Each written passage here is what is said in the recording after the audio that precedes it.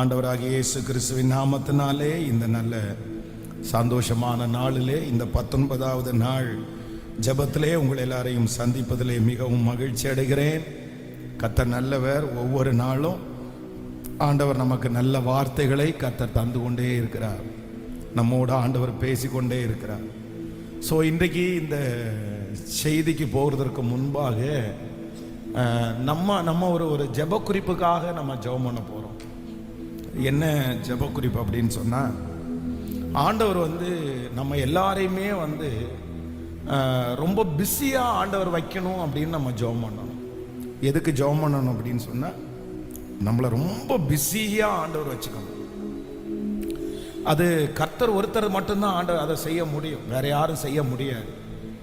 சில நேரத்தில் நம்ம ரொம்ப வெறுமையாக இருப்போம், பிரயோஜனம் இல்லாதவர்களாக இருப்போம், என்ன செய்யணும்னே தெரியாது.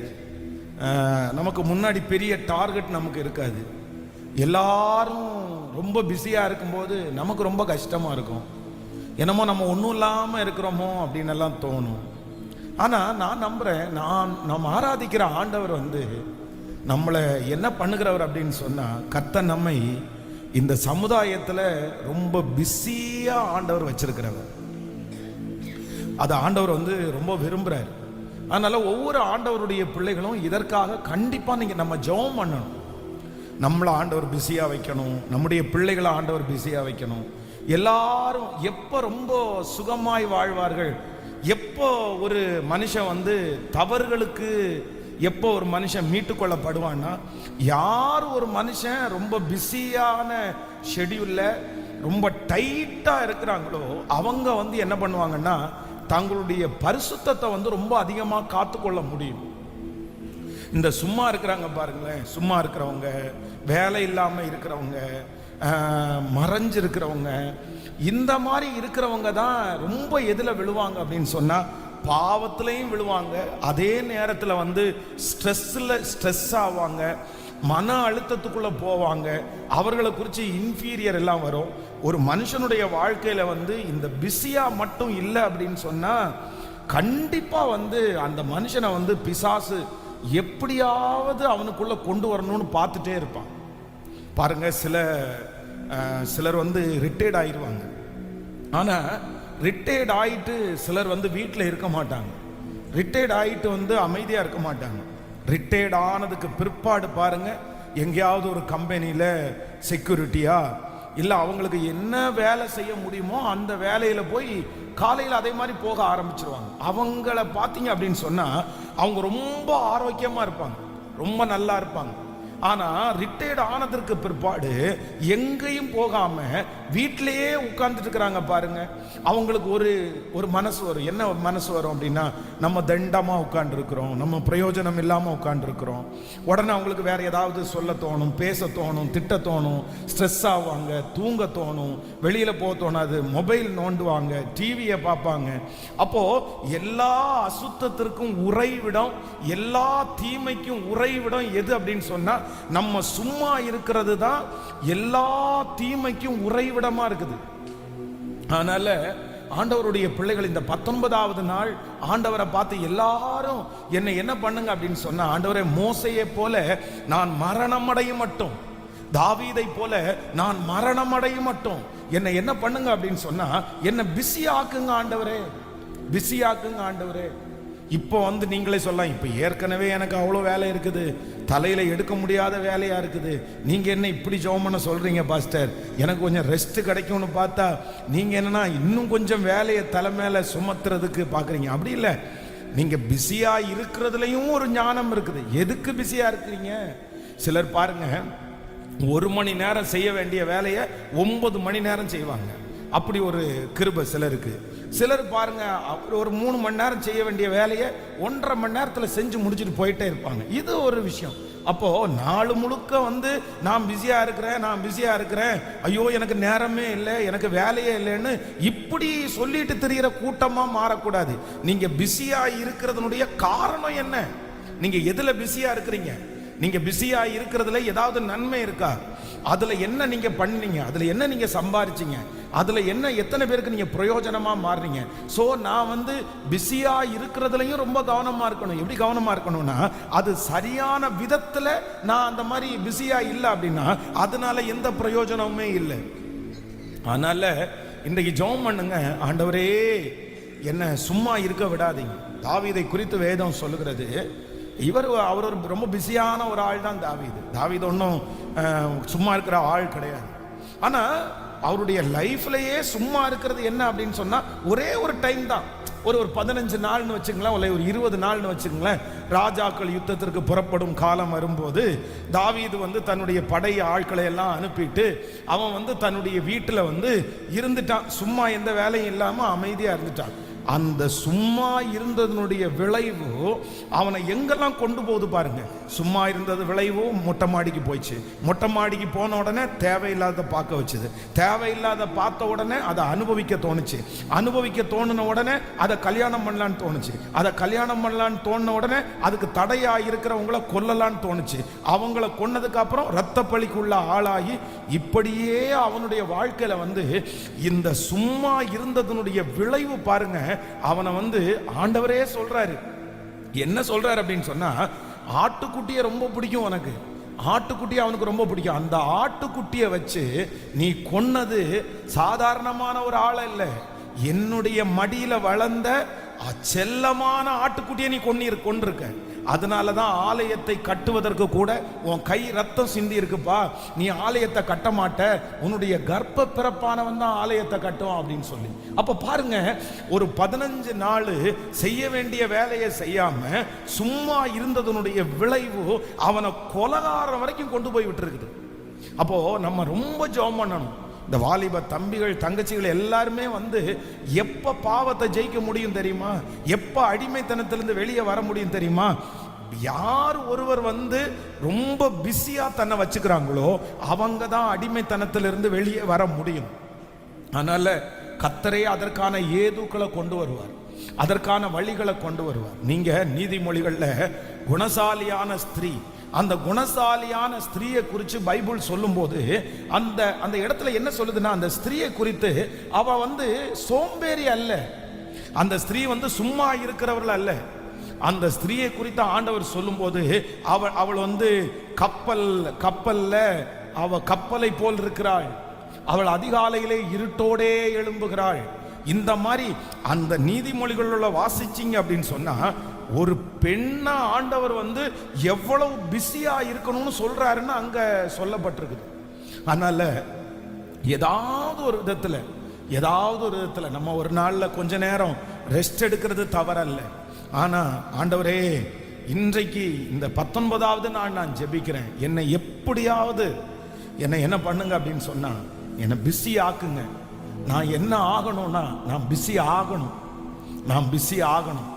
என்னுடைய வீட்டை விட்டு நான் வெளியே போகிற மாதிரி ஒரு சூழ்நிலைய, இல்லைன்னா நான் ரொம்ப ஆக்டிவா இருக்கிறது மாதிரி ஒரு சூழ்நிலைய என்னை எப்படியாவது நீர் தட்டி எழுப்பி என்னை உற்சாகப்படுத்தி எனக்கு முன்பாக இருக்கிற இந்த சவால்களை, எனக்கு முன்னாடி இருக்கிற இந்த வேலையை நான் ரொம்ப துரிதமாய் செய்வதற்கு, மனசார செய்வதற்கு கர்த்தர் எனக்கு பலன் தாருன்னு கேளுங்க. ஆண்டவர் சகலத்தையும் ஜெயிக்கிறதற்குரிய கிருபையை கர்த்தர் தருவதற்கு வல்லவராய் இருக்கிறார். கைகளை மேல உயர்த்தி சத்தமா ஆண்டவரை பார்த்து சொல்லுங்க, என்ன பிஸியாக்குங்க ஆண்டவரே சொல்லுங்க. முழு பலத்தோடு கூட ஹல்லேலூயா. சோம்பேறனுடைய கை ஆளுகை செய்யாதுன்னு ஆண்டவர் சொல்லி இருக்கிறாரு. சுறுசுறுப்பனுடைய கையை ஆளுகை செய்யும் என்று கர்த்தர் சொல்லுகிறார். நான் ஏதாவது ஒன்று பண்ணணும், நான் ஏதாவது ஒன்று செய்யணும், நான் யூஸ்ஃபுல்லா ஏதாவது ஒன்று செய்யணும். ஆண்டவரே, நீர் பிரியப்படுறது மாதிரி ஏதாவது ஒன்று செய்யணும், என் குடும்பத்திற்கு ஏதாவது ஒன்று நான் செய்யணும். இந்த ஜெபத்திற்கு பிற்பாடு சோம்பேறி தனங்கள் என்னை விட்டு மாறுவதாக. ஆண்டவரே, நொந்து போன இருதயங்கள் என்னை விட்டு மாறுவதாக. அந்த சோர்வின் ஆவி என்னை விட்டு முழுவதுமாக மாறுவதாக. ஒரு உற்சாகத்தின் ஆவியினால் நீர் என்னை நிரப்பி, அப்பா நான் இந்த மாதிரி எனக்கு இருக்கிறது பிடிக்கல, இந்த மாதிரி நான் இருக்கிறத நான் விரும்பல. என்னை எப்படியாவது நீ பயன்படுத்த ஆரம்பிக்கணும், என்னை பயன்படுத்த ஆரம்பிக்கணும் ஆண்டவரே. என்ன பிஸி ஆக்கணும் ஆண்டவரே. நான் சும்மா இருந்துடக்கூடாது, நான் அமைதியா இருந்துடக்கூடாது. யுத்தத்திற்கு புறப்படுகிற ஒரு மனுஷனாய், ஒரு மனுஷியாய் இப்பொழுது என்ன அலங்கரிங்கப்பான்னு சத்தத்தை உயர்த்தி ஹல்லேலூயா.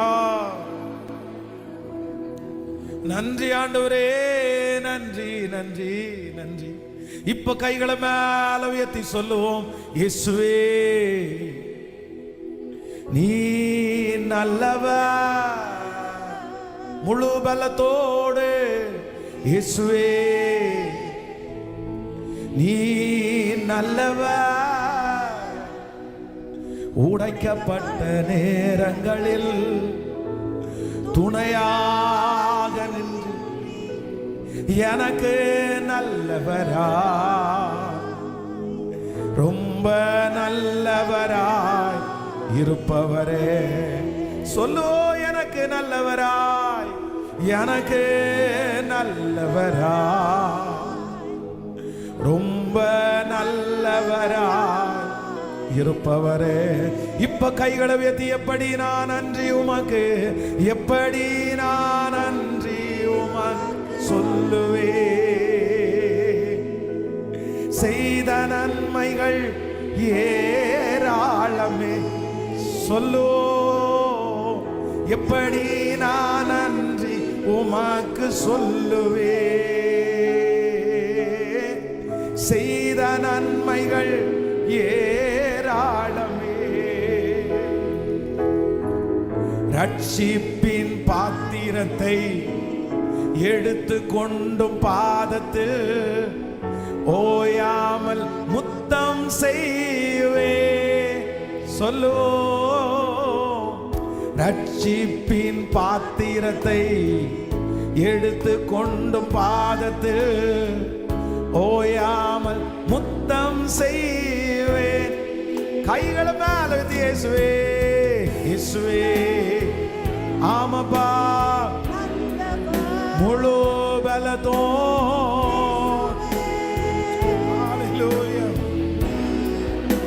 திரும்ப திரும்ப இயேசுவே.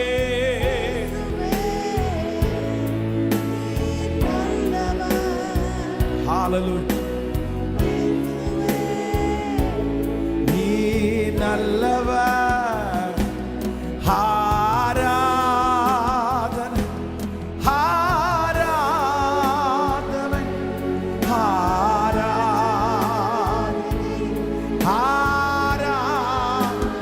சத்தத்தை உயர்த்தி கர்த்தரை ஆராதி. உங்க பிரசன்னம் கடந்து வரட்டும், உங்க மகிமை கடந்து வரட்டும் ஆண்டவரே. உங்க கிருபையினால் அலங்கரிப்பு. அன்பரீசுராஜன் ஹல்லேலூயா.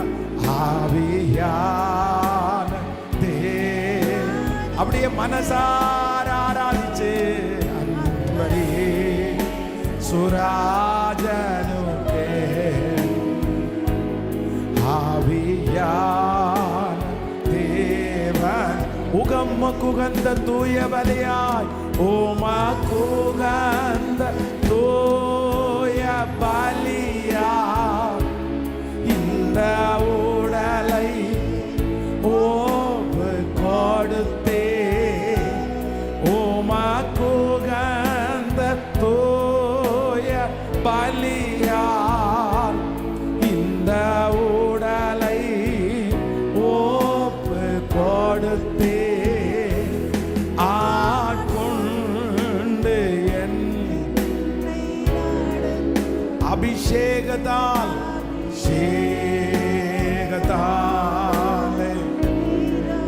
ஆட்கொண்டு ஆட்கொண்டு என்னை நடத்தும் அபிஷேகத்தாலே. இப்ப கைகளை உயர்த்தி சொல்லும், ஆராதனை இயேசுவே. நன்றி அப்பா. உங்க பிரசன்னம் ஆராதிக்கும் போது ஒவ்வொருவரை அப்படியே நினைக்கட்டும் அப்பா.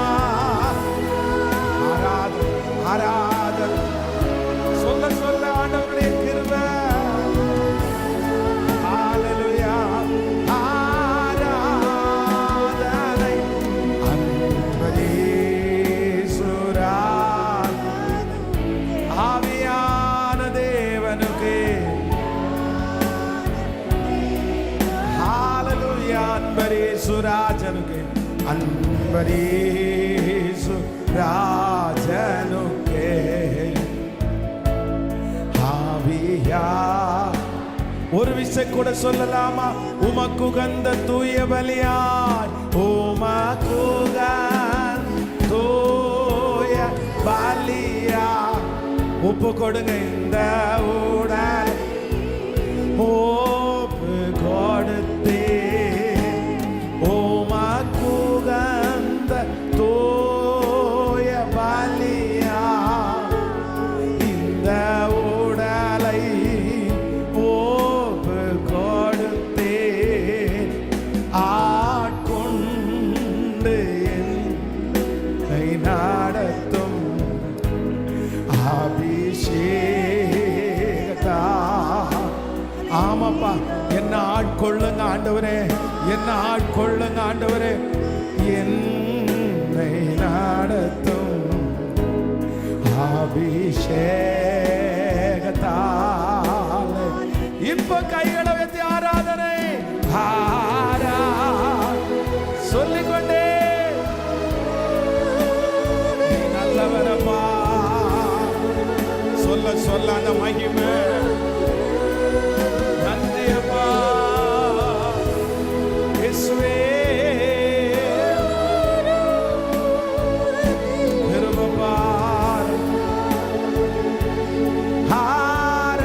ஆராதனை அன்பரீசுரா.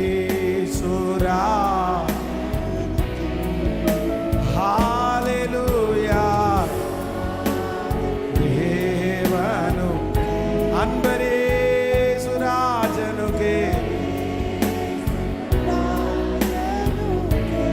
அப்பா ஆவியான தேவனுக்கே. ஆமென். ஹalleluya. ஆண்டவரே, என்னை பிஸியாக்குங்க, என்னுடைய பிள்ளைய பிஸியாக்குங்க.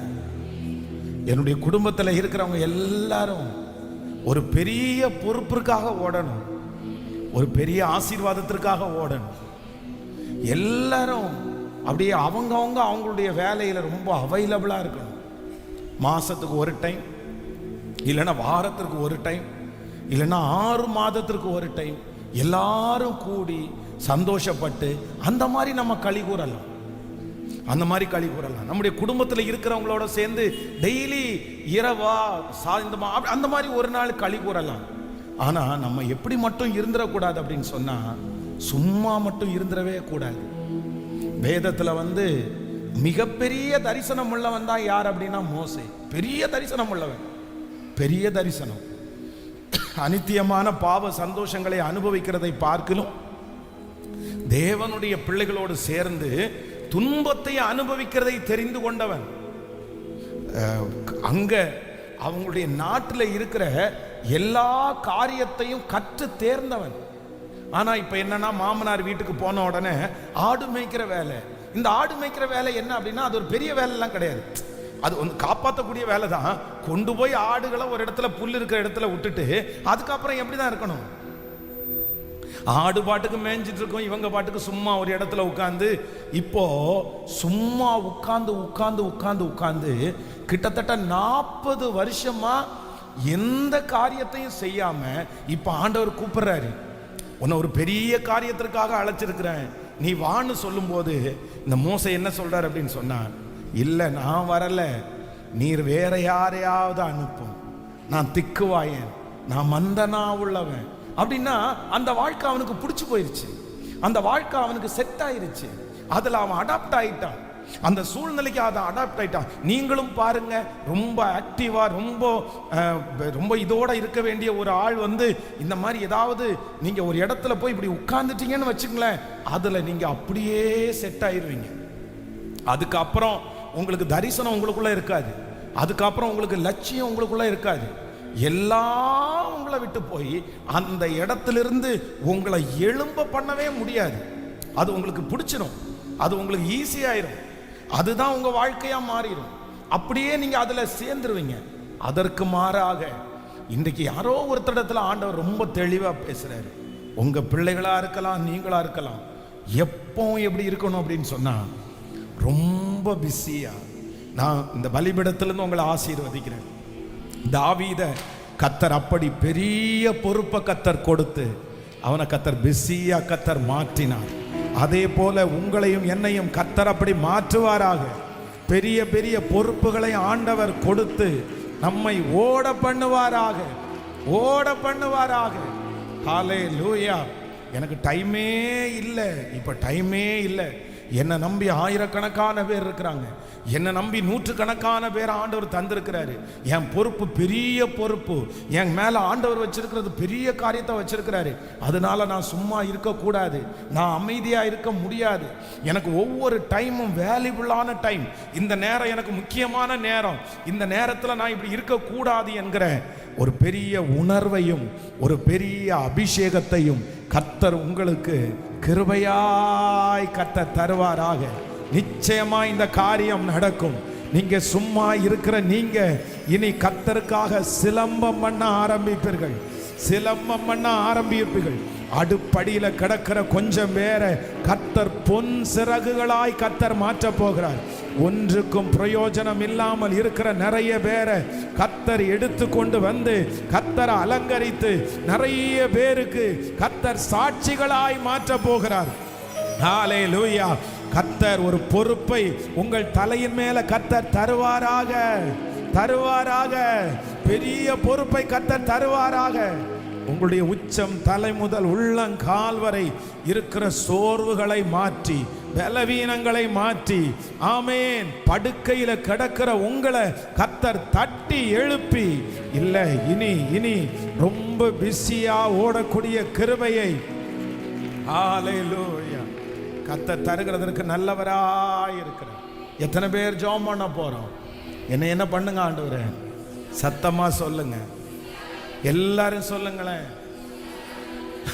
எனக்கு மட்டும் இல்லை, என் வீட்டில் இருக்கிற எல்லாரும் எப்படி இருக்கணும்? ஒரு வாலிப பையன் வீட்டுக்குள்ளேயே உட்கார்ந்துட்டு இருந்தா அந்த அம்மா அப்பாவுக்கு எவ்வளோ வருத்தம். ஒரு கணவனார் வீட்டுக்குள்ளேயே உட்கார்ந்துட்டு இருந்தா எவ்வளோ வருத்தம். ஒரு மனைவி வீட்டுக்குள்ளேயே உட்கார்ந்துட்டு இருந்தா, எதுவுமே பண்ணாம உட்கார்ந்து இருந்தா அந்த குடும்பம் எப்படி ஆசீர்வதிக்கப்படும்? எப்படி ஆசீர்வதிக்கப்படும்? சும்மா இருந்தா எப்படி அந்த குடும்பம் ஆசீர்வதிக்கப்படும்? ஆசீர்வதிக்கப்படாது. அது ஆண்டவர் விரும்பல. நான் ஜெபம் பண்றேன், நான் பைபிள் வாசிக்கிறேன், என்னது இது பேச்சு? அப்ப சாப்பாட்டுக்கு நம்ம இந்த உலகத்தோட வாழ்ற வாழ்க்கைக்கு சும்மா என்ன ஆண்டவர் தரமாட்டாரா அப்படின்னு சும்மா சொல்லலாம் வேண்டாம். அது சும்மா அது சரியான சத்தியம் கிடையாது, அது நல்ல சத்தியம் எல்லாம் கிடையாது. ஒரு உண்மையான ஒரு ஆண்டவருடைய பிள்ளை நம்ம கர்த்தரை நான் எக்காலத்திலும் ஸ்தோத்தரிப்பேன், அவர் துதி எப்பொழுதும் என் வாயில் இருக்கும். நான் எப்பொழுதும் ஆண்டவரை துதிச்சுட்டே இருக்கலாம். நான் நடக்கும் போதும் துதிப்பேன், நான் அமரும் போதும் துதிப்பேன், நான் எழும்பும் போதும் துதிப்பேன். எப்பவும் துதி நம்முடைய வாயில இருக்கும். காலையில் எழுமணுமா, 24 மணி நேரத்தில் ஒரு 2 மணி நேரம் இல்லை ஒரு 1 மணி நேரம் ஆண்டவர் கொடுத்துட்டோமா, பைபிள் வாசிச்சோமா, கொஞ்சம் ஊழியம் செஞ்சிட்டோமா, அடுத்து நமக்கு ஒரு கடமை இருக்குது, நமக்கு ஒரு வேலை இருக்குது. சிலரை பாருங்க, ஜெபம் பண்றதை நான் தப்பா சொல்லலை. உபவாசம் ஏதோ ஒரு 10 நாள் உபவாசம் இருக்கிறோம், ஜெபம் பண்றோம், உண்மையா ஜெபம் பண்றோம், இதெல்லாம் தவறல்ல. ஆனா சிலருக்கு வீட்டுக்குள்ள உட்கார்றதுக்கு, ரூமுக்குள்ள உட்கார்றதுக்கு அப்படி ஒரு சாக்கு. நான் சொல்றேன், இது பிசாசுனுடைய மிகப்பெரிய வஞ்சகம், மிகப்பெரிய வஞ்சகம். உங்களை வெளியே விடாம பிசாசு கட்டி போட்டிருக்கிறான், கட்டி போட்டிருக்கிறான். சிலர் என்ன நினைச்சிட்டு இருக்காங்கன்னே தெரியல. அப்படின்னா நான் பெரிய இடத்துல இருந்தேன், இப்ப எப்படி தாழ்ந்து நான் போறது, எப்படி இருக்க முடியுதுன்னே தெரியல அவங்களால. வீட்டில் 10 வருஷமா நான் வேலைக்கே போறதில்லை, ஆனா ஆண்டவர் என்ன நடத்துறாரு அப்படின்னு சொன்னா எப்படி ஒத்துக்க முடியும்? புரியுதா நான் உங்களுக்கு சொல்றது? 10 வருஷமா நான் வேலைக்கு போகல, ஆனா ஆண்டவர் என்ன நடத்துறாரு. எப்படி ஆண்டவர் உங்களை நடத்துறாரு? எப்படி உங்களை ஆண்டவர் நடத்துறாரு? நீங்க எப்படி ஆண்டவர் நடத்துறாரு? ஆண்டவர் எல்லாருக்குமே தான் சோறு போடுறாரு. திமிங்கலத்துக்கு சோறு போடுறாரு, பூல் சின்ன மீனுக்கு சோறு போடுறாரு, எல்லாத்துக்கும் ஆண்டவர் சோறு போடுறாரு. ஆமென். திமிங்கலத்துக்கும் ஆண்டவர் தான் சோறு போடுறாரு, கடல்ல இருக்கிற மச்சத்துக்கும் ஆண்டவர் தான் சோறு போடுறாரு. ஆண்டவர் உணவை நமக்கு தந்துறாரு. ஆனா உங்க வாழ்க்கை நீங்க என்ன செய்யறீங்க, என்ன செஞ்சீங்க, என்ன பண்ணீங்க அப்படின்னு கேட்டா வெறும் சாப்பாட்டுக்கு மட்டும் இருந்தா போதுமா? அது மட்டும் போதுமா? அது கொடுத்த உடனே கர்த்தர் அவ்வளவுதான் எல்லாத்தையும் கொடுத்துட்டாரா? இல்ல, அந்த 10 வருஷத்தை வீணடிச்சிட்டீங்க. அந்த 10 வருஷத்துல எத்தனை சாதனை, அந்த 10 இயர்ஸ்ல எத்தனை வேலை, எத்தனை சம்பாத்தியம், எத்தனை ஊழியம், எல்லாத்தையும் தொலைச்சு போட்டு ஆண்டவர் என்ன உட்கார சொன்னாரு, உட்கார சொன்னாரு, உட்கார சொன்னாரு அப்படின்னு சொன்னா என்ன அர்த்தம்? அதனால இன்றைக்கு யாரோ ஒருத்தரிடத்துல ஆண்டவர் ரொம்ப தெளிவா பேசுறாரு. நீங்க எப்படி இதை புரிஞ்சுக்கிறீங்கன்னு தெரியல, எப்படி புரிஞ்சுக்கிறீங்கன்னு தெரியல. நீங்க எதுக்கு ஜெபம் பண்ணணும்னா, ஆண்டவரே நான் இந்த ஜெபம் முடிச்சுட்டு போகும்போது நான் என்ன ஆயிரணும் அப்படின்னா, நான் ரொம்ப பிஸியா மாறிடணும். அதுவும் தேவையான பிஸியாய், கர்த்தர் நடத்துகிற விஷயம்.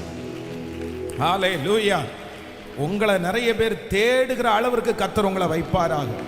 நீங்க நிறைய பேருக்கு அவைலபிளா இருக்கவே கூடாது. ஆமென். ஒரு தேவனுடைய பிள்ளை வளர்றாங்கன்றதுக்கு அர்த்தம் என்ன அப்படின்னு சொன்னா, நீங்க எப்ப கூப்பிட்டாலும் அவைலபிளா இருந்தா அது ரவுடின்னு அர்த்தம். எப்ப கூப்பிட்டாலும் அவைலபிளா இருக்கிறது யாரு சொல்லுங்க? சிலருக்கு எப்ப வாட்ஸ்அப்ல கூப்பிட்டாலும் அவைலபிள், சிலருக்கு எப்ப போன்ல கூப்பிட்டாலும் 24 hours அவைலபிள். ஆடா, இது எப்படி?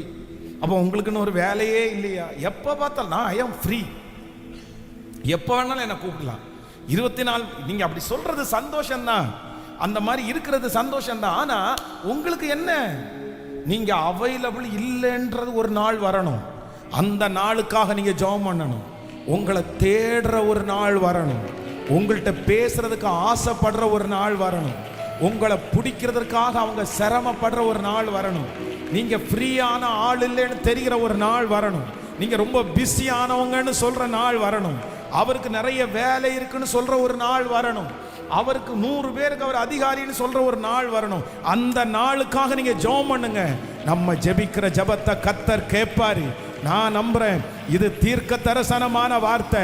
ஆடுகளை மேய்த்து கொண்டிருக்கிற ஒருத்தனை கர்த்தர் அரசனா மாற்றுவார். ஆனால் மீன் பிடிச்சு கொண்டிருக்கிற ஒருத்தனை மனுஷங்களை பிடிக்கிறவராய் மாற்றுவார். ஆனால் ஓ ஹல்லேலூயா, கரங்களை தட்டி இப்போ என் மகன் மேல, என் மகன் மேல ஒரு வல்லமை இறங்கட்டும். மூத்த பிள்ளை மேல இறங்கட்டும், இளைய பிள்ளை மேல இறங்கட்டும். அவனை நீங்க பிஸி ஆக்கணும், அந்த பிள்ளைய பிஸி ஆக்கணும். தட்டி கொடுங்க, தட்டி கொடுங்க. அந்த முழங்கால் பலப்படட்டும், அந்த சிந்த பலப்படட்டும். ஆண்டவரே, அந்த எண்ணங்கள் பலப்படட்டும். அந்த கால்கள் இப்போ எழும்பி நிக்கட்டும், எழும்பி நிக்கட்டும். ஒரு சேனையாய் நிக்கட்டும். சத்தமா ஆண்டவரே, இப்போ ஒரு பொறுப்பை கொடுங்கப்பா, ஒரு பதவியை கொடுங்கப்பா, ஒரு வேலையை கொடுங்கப்பா, ஒரு பிசினஸ் கொடுங்கப்பா. ஆண்டவரே, ஒரு அரசாங்கத்தை கொடுங்கப்பா. Thank you Jesus. Hallelujah. இது ஒரு நாள் நீங்க ஜெபிக்கக்கூடிய ஜெபம் அல்ல. ஆண்டவர் உங்களை போதும் ஆண்டவரே அப்படின்னு சொல்ற அளவுக்கு நீங்க என்னவா இருக்கணும்? கேட்கல? இது எத்தனை பிரச்சனையை சரி பண்ணும் தெரியுமா? எத்தனை பிரச்சனையை சரி பண்ணும் தெரியுமா?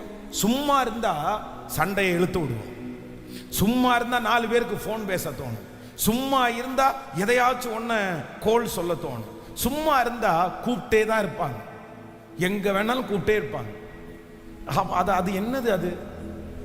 அது ஆண்டவருடைய நடத்துதல் அல்ல. அது வேதத்தின்படி சரியா அல்ல, வேதத்தின்படி சரியா. நான் சொல்றேன், கடைசியில யார் உங்க கூட நிப்பா? கடைசியில யார் உங்க கூட நிப்பா? நீங்க ஓடி ஓடி உழைச்சவங்க எல்லாம் உங்க வருவாங்கன்னு நினைக்கிறீங்களா? நீங்க கூப்பிட்ட உடனே போய் நின்னீங்களே, அவங்க எல்லாம் வருவாங்கன்னு நினைச்சீங்களா? நீங்க 12 மணிக்கு கூப்பிட்ட உடனே போய் நின்னீங்களே, அவங்க வருவாங்கன்னு நினைச்சீங்களா? நான் சொல்றேன், உங்களுக்கு ஒரு கஷ்டம்னு வரும்போது, உங்களுக்குன்னு ஒரு தேவைன்னு வரும்போது, ஒரு மனுஷன் வந்து நிக்க மாட்டான். கர்த்தரை தவிர ஒரு பர்சன் வந்து நிக்க மாட்டான். நீ மற்றவங்களுக்காக போறதெல்லாம் நான் தப்புன்னு சொல்லல, நம்ம அதுக்காக தான் அழைக்கப்பட்டிருக்கிறோம். ஆனா என்ன அப்படின்னு சொன்னா, நம்ம போறதுல ஒரு வரைமுறை இருக்கணும், போறதுல ஒரு நடத்துதல் இருக்கணும், போறதுல ஆண்டவருடைய சித்தம் இருக்கணும். ஹல்லேலூயா, ஆமென். கைகளை அசைத்து ஒரு ஹல்லேலூயா. அப்போஸ்தலனாகிய பவுல் வேதம் சொல்கிறது, எல்லா அப்போஸ்தலரை காட்டிலும் பெரிய அப்போஸ்தலர், எல்லா அப்போஸ்தலரை காட்டிலும் அதிகமான நிருபத்தை எழுதினது யார் அப்படின்னா அப்போஸ்தலனாகிய பவுல். ஏன்? இப்போ ஃபர்ஸ்ட் ஒரு டைம் ஆண்டவர் சந்திக்கிறாரு. சவுலே சவுலே சவுலேன்னு சந்திச்சு, முள்ளில் உதைக்கிறது உனக்கு கடினமாம். உடனே அவர் கேட்கிறார், கர்த்தாவே நீர் யார் அப்படின்னு கேட்கிறாரு. அடுத்த வார்த்தை கேட்கிறாரு, நான் என்ன செய்ய சித்தமா இருக்கிறேன். உடனே ஆண்டவர் சொல்றார், நேர் தெரு என்கிற தெருவுக்கு போ, அங்க அனனியா என்கிற ஒருத்தனுக்கு நான் கட்டளை இட்டு இருக்கிறேன், அவன் உனக்கு என்ன செய்யணும்னு சொல்லுவான் அப்படின்னு சொன்ன உடனே இந்த அனனியா வராரு. அனனியா வந்து ஜெபம் பண்ண உடனே குருடா இருந்த கண்ணு சரியாயிருக்கு. நீங்க அடுத்த வசனத்தை பாசிங்க. ஃபர்ஸ்ட் தொடங்கும் போதே என்ன தொடங்கும்னா, எங்க இருக்கிறார் அவர் அப்படின்னு கேட்டா, அவன் ஜெபம் பண்ணி கொண்டிருக்கிறான். அவ்வளவுதான். அந்த ஊருக்கு போயிட்டாரா, ரட்சிக்கப்பட்டாச்சா, ஜெபம் பண்ணியாச்சா, அடுத்து உடனே அங்க அடுத்த 2 நாள்ல மேரல நின்னாச்சு. ஏசப்பா பத்தி பிரசங்கம் பண்ண ஆரம்பிச்சாச்சு. அவ்வளவுதான். கொஞ்ச நாள் அங்க இருந்தோன்னா அடுத்த ஊர் அடுத்த ஊர் அடுத்த ஊர், அவ்வளவுதான். ஊழியம் தொடர்ந்துருச்சு. அதனாலதான் வேதத்திலே அதிகமான நிருபத்தை எழுதின மனுஷனா ஆண்டவர் மாத்தினார். அதிக திருச்சபைகளை கட்டின அப்போஸ்தலனா மாத்தினார். அவ்வளவு பிஸியான மேன். உடனே அந்த சும்மா இருக்கிறதுக்கெல்லாம் வேலையே கிடையாது, தூங்கிட்டே இருக்கிறதுக்கு வேலையே கிடையாது, அமைதியா வாயை பார்த்து வேலையே கிடையாது. நான் யார் அப்படின்னு சொன்னா பிஸி மேன். ஹல்லேலூயா. நீங்க நல்லா கவனிச்சுங்க. நீங்க சும்மா இருந்தீங்கன்னா யார் வேணாலும் உங்களை கூப்பிடுவாங்க.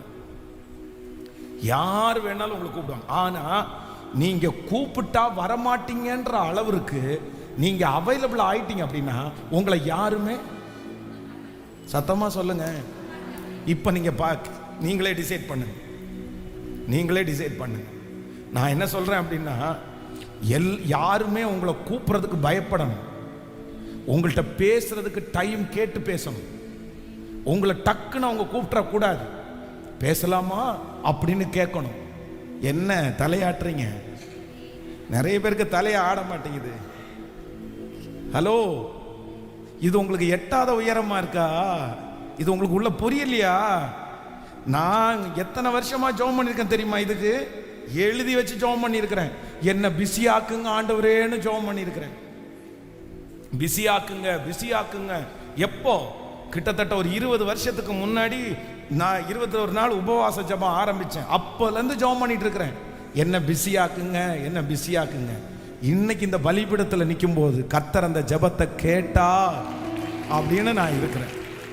ஹல்லேலூயா. அப்போ நான் சொல்றேன், நான் ஜெபிப்பதற்கு அதிகமாய் செய்கிறவர். யாருக்கு தெரியும், இந்த 100 நாள் ஜெபம் முடிஞ்சதுக்கு பிற்பாடு ஒரு பெரிய பொறுப்பை கர்த்தர் உங்க தலை மேல வைப்பார். இந்த 100 நாள் ஜெபம் முடிகிறதுக்குள்ள ஒரு அரசாட்சியில கர்த்தர் உங்களை உட்காருவார். உங்களுக்கு ஒரு நெருக்கமான ஒரு ஷெட்யூல ஆண்டவர் தருவார். நீங்க ஓடுவீங்க, உங்க பிள்ளைங்க ஓடுவாங்க, பிஸியா ஓடுவாங்க. ஏதோ ஒரு தகப்பன், ஏதோ ஒரு தாய் இன்றைக்கு வருத்தத்தோட, என் பிள்ளைய நினைச்சுதான் பாஸ்டர் நான் கவலைப்படுறேன், அவனை எப்படியாவது ஆண்டவர் ஓட பண்ணணும், எப்படியாவது அவன் பிஸி ஆகணும், அவன் சும்மா இருக்கான், எனக்கு கஷ்டமா இருக்குது, வேலையே இல்லாம இருக்கான், எப்ப யார் கூட்டாலும் போயிடுறான் அப்படின்னு அங்கலாய்க்கிற வருத்தத்தோட வந்திருக்கிற ஒவ்வொரு தாய்க்கும் தகப்பனுக்கும் ஒரு நற்செய்தியை கர்த்தர் தருகிறார். அந்த பிள்ளை பிஸி ஆகிறது மாதிரி கர்த்தர் ஒரு அற்புதத்தை செய்வாராக. அந்த பிள்ளையை கர்த்தர் ஆக்டிவ் ஆக்குவாராக. அந்த பிள்ளையினுடைய தலையின் மேல ஒரு பொறுப்பு வைக்கப்படுவதாக. கைகளை மேல உயர்த்தி சத்தமா இயேசுவை பார்த்து, தகப்பனே முழு பலத்தோடு கிருபாண்டவரே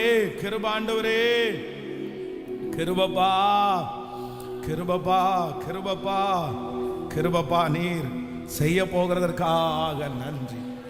ஹல்லேலூயா. ஜெபம் பண்ணுவீங்களா? ஒரு விசேஷமான பொறுப்பை கர்த்தர் உங்களுக்கு தருவாராக. ஒரு நல்ல தலைமைத்துவத்தை ஆண்டவர் உங்களுக்கு தருவாராக. பிள்ளை பிறந்தாச்சா, கொஞ்சம் வளர்ந்தாச்சா, அவ்வளோதான். உடனே என்ன பண்ணணும்? அடுத்த வேலையை பார்த்து போகணும். அப்படியே பிள்ளைன்னு உட்காந்துட்டீங்கன்னா, பிள்ளை காலேஜ் படித்து முடிச்சதுக்கு அப்புறம் கூட நீங்கள் வீட்டை விட்டு வெளியே போக முடியாது. அவ்வளோதான். ஒரு டைம் உட்காந்துட்டீங்களா, ஒரு 3 வருஷம் உட்காந்துட்டீங்களா, அதுவே உங்களுக்கு பழகி போயிடும். அப்படியே உட்கார ஆரம்பிச்சிருவீங்க. அதுக்கப்புறம் உங்களால் எந்திரிச்செல்லாம் வர முடியாது. அது ரொம்ப கஷ்டமாக இருக்கும். அதனால் இதை கர்த்தர் யாரோ ஒருத்தருக்கு ரொம்ப தெளிவாக பேசுகிறாரு. இந்த ஜெபத்திற்கு பிற்பாடு நீங்க எழும்பித்தான் ஆகணும், நீங்க நின்று தான் ஆகணும், நீங்க வீட்டை விட்டு வெளியே போய் தான் ஆகணும். கர்த்தர் உங்க கூட இருக்கிறார். உங்களை சாட்சிகளாய் ஆண்டவர் நிறுத்துவாராக. ஹல்லேலூயா, ஆமென். வேதத்தில் யோசேப்பை குறித்து சொல்லும்போது யோசேப்பு ஒரு சொப்பனத்தை பார்க்கிறார். அந்த சொப்பனத்தை பார்க்கும்போது வேதம் சொல்லுது, தன்னுடைய தகப்பனாரிடத்தில் அந்த சொப்பனத்தை சொன்ன உடனே ரொம்ப அழகான ஒரு வசனம் வரும். அந்த தகப்பனார் அந்த வார்த்தையை தன் மனதிலே வைத்து கொண்டார். எங்க வச்சாராமா? அந்த சொப்பனத்தை, தன்னுடைய மகன் பார்த்த அந்த தரிசனத்தை, வாக்கு தத்தத்தை நீங்க ஆதியாகமம் 37ஆம் அதிகாரத்தினுடைய 11வது வசனத்துல வாசிக்க முடியும். ஆதியாகமம் 37ஆம் அதிகாரம் 11வது வசனம். அவன் சகோதரர் அவன் மேல் பொறாமை கொண்டார்கள், அவன் தகப்பனோ அவன் சொன்னதை மனதிலே வைத்து கொண்டான், மனதிலே வைத்து கொண்டான். அப்போ ஒரு ஆண்டவருடைய பிள்ளை வாக்கு தத்தங்கள் நிறைவேறணும்னா ஆண்டவர் சொல்றதை என்ன வைக்கணும்? எங்க வைக்கணும்? மனசுல வைக்கணும். ஆனா நம்ம நிறைய பேர் செய்த தவறு என்ன அப்படின்னு சொன்னா, ஆண்டவர் சொன்னதை மனசுல வைக்காம எடுத்து போட்டுட்டு திருப்பி பிசாசு சொன்னதை நிறைய பேர் மனசுலயே வச்சுட்டு திரிறாங்க. பிசாசு வச்ச நெகட்டிவ், பிசாசு வச்ச காரியங்கள் அதெல்லாம் மனசுலயே சுமந்துட்டு இருக்குது. இன்றைக்கு இந்த ஜெபத்துல இருக்கிற நீங்க அப்படி ஒருவேளை உங்க மனசுக்குள்ள என்ன இருக்கு? யார் வச்சது இருக்கு? ஆண்டவர் உங்க மனசுக்குள்ள வச்சது இருக்கா? ஆண்டவர் உங்களுக்கு சொன்னது இருக்கா? இல்ல பிசாசு உங்களுக்கு சொன்னதை மனசுல வச்சிருக்கிறீங்களா? சத்துரு உங்களுக்கு சொன்னதை மனசுல நீங்க வைப்பீர்களே ஆனால் இன்றைக்கு ஆண்டவரிடத்துல கேளுங்க. கிடையாது. எதை மனசுல வைக்கணும்னா, கர்த்தர் எனக்கு கொடுத்திருக்கிற வார்த்தை, கர்த்தர் எனக்கு கொடுத்திருக்கிற தரிசனம், அவர் எனக்கு சொன்னதை நிறைவேற்றுகிற வரைக்கும் அந்த வார்த்தை என் மனசுக்குள்ளேயே இருக்கும். அந்த வார்த்தையை நான் உள்ள வச்சிருப்பேன். என்னை எந்த அளவுக்கு உயர்த்துவேன்னு கர்த்தர் சொன்னாரோ அவர் சொன்னதை செய்யும் அளவும் என்னை கைவிடுவதில்லை. அதை பிடுங்குவதற்கு, எடுத்து போடுவதற்கு சத்துரு என்ன முயற்சி எடுத்தாலும் கண்டிப்பாக நான் நம்புறேன், அதை விடமாட்டேன். இன்றைக்கு யாராவது ஒருத்தருடைய இருதயத்தில் கர்த்தர் சொன்ன வார்த்தையை எடுத்து போட்டுட்டு பிசாசு சொன்ன வார்த்தை இருக்குமானால் நான் நம்புறேன் இன்றைக்கே அதை அழியட்டும். அந்த வார்த்தையை தூக்கி போடுங்க, அந்த நெகட்டிவை தூக்கி போடுங்க. கர்த்தர் சொல்லுகிறார், உலகத்தில் இருக்கிறவனை விட உங்களுக்குள்ளே இருக்கிறவர் பெரியவர். அவர் உங்களுக்கு சொன்னதை செய்யும் அளவும் கைவிடுவதில்லை. கைகளை மேல தட்டி, அப்பா அந்த வார்த்தையை என்னுடைய இருதயத்தில் வைக்கிறேன், அந்த வார்த்தையை என்னுடைய இருதயத்தில் வைக்கிறேன், நீ சொன்னதை என் இருதயத்தில் வைக்கிறேன். நீங்க இருதயத்துக்குள்ள வச்சிருக்கிறீங்க அப்படின்னு சொன்னா அந்த வார்த்தை நிச்சயமாய் ஒரு நாள் ஆம் என்றும் ஆமேன் என்றும் அப்படியே நிறைவேற்றுவார். ஆமேன். சொன்னதை செய்யும் அளவும் என்னை கைவிடவே மாட்டி. சொல்லோ, சொன்னதை செய்யும் அளவும் என்னை கைவிடவே மாட்டி. ஏ பெத்தே இரு வானத்தின் வாசல், ஏ சையா ஆசீர்வாதத்தின் வாசல். பாடுவோம். ஏ பெத்தே இது வானத்தின் வாசல், ஏ சையா ஆசீர்வாதத்தின் வாசல். சொல்லுவோம். மேற்கு கிழக்கு பரம்புவா என்றீரே, பூமியின் தூளை போல் சந்ததி பெருகும் என்று வாக்குரைத்தீரே.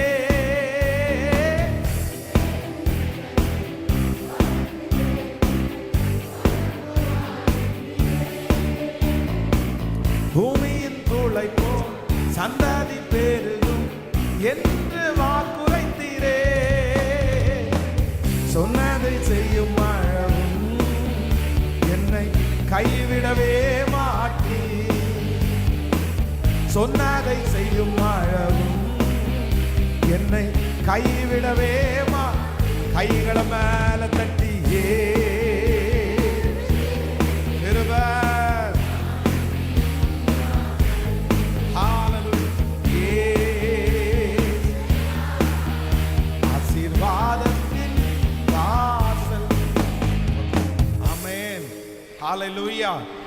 பூமியின் வம்சங்கள் உனக்குள் உன் சந்ததிக்குள் ஆசீர்வதிக்கப்படும்.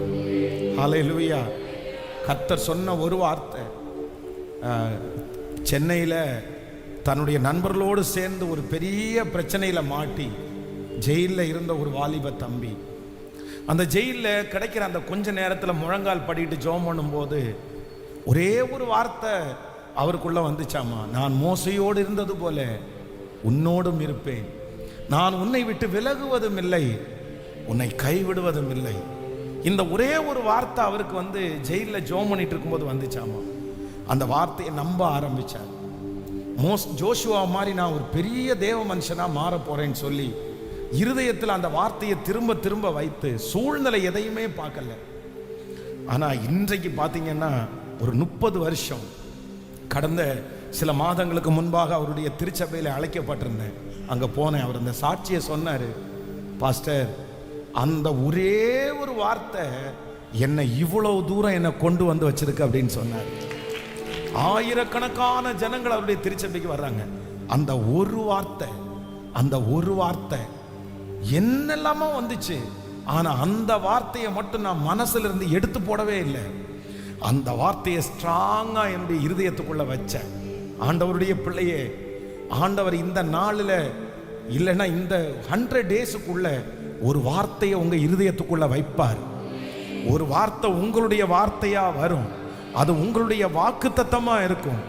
என்ன நடந்தாலும் அந்த வார்த்தையை மட்டும் நீங்க எடுத்து போடாதீங்க. அந்த வார்த்தை இருதயத்தில் இருக்கட்டும். அந்த வார்த்தை நிச்சயமாய் நிறைவேறும். என்ன சூழ்நிலை வந்தாலும் அந்த வார்த்தை நிறைவேறும். அவர் சொன்னதை செய்யும் அளவும் இல்ல. உங்க மனசுக்குள்ள இருக்கிற அந்த வார்த்தை அது கர்த்தர் கொடுத்த வார்த்தை. அது கர்த்தர் கொடுத்த வார்த்தை. தாவீதிற்கு அவர் கட்டளை இடுவாரானால், அவர் சொல்லுவாரானால் அந்த வார்த்தை அப்படியே நிறைவேறும்.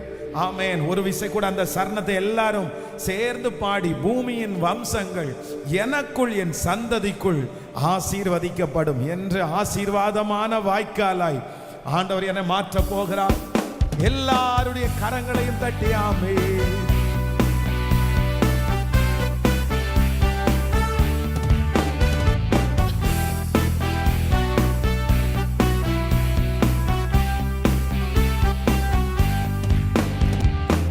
பூமியின் வம்சங்கள் எனக்குள் சந்ததிக்குள் ஆசீர்வதிக்கப்படும் என்று ஆசீர்வாத வாய்க்காலாக என்னை மாற்றினீரே.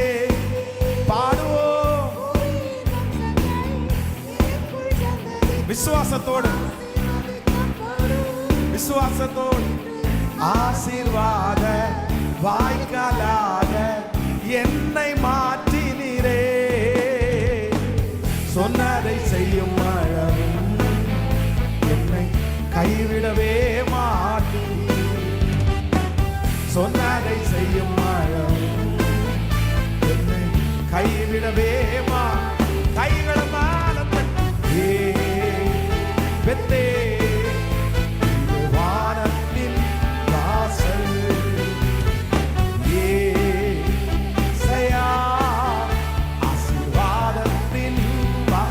விசுவாசத்தோடு வானத்தின் வாசல்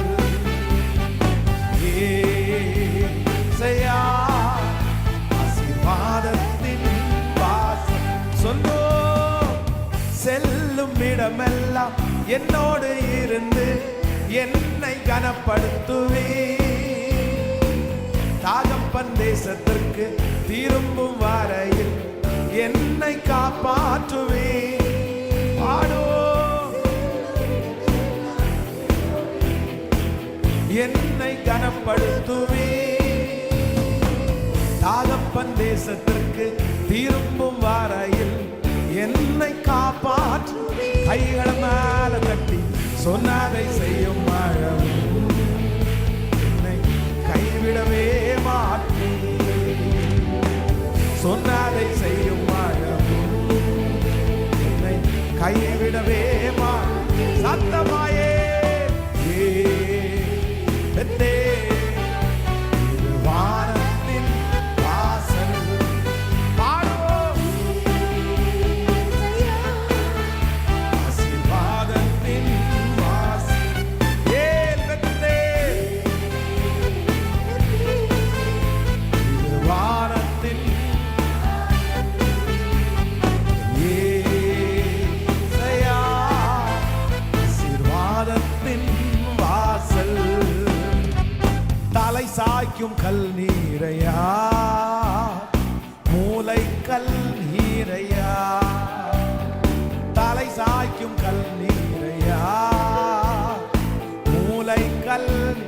கடைசியாக சொல்லுவோம்,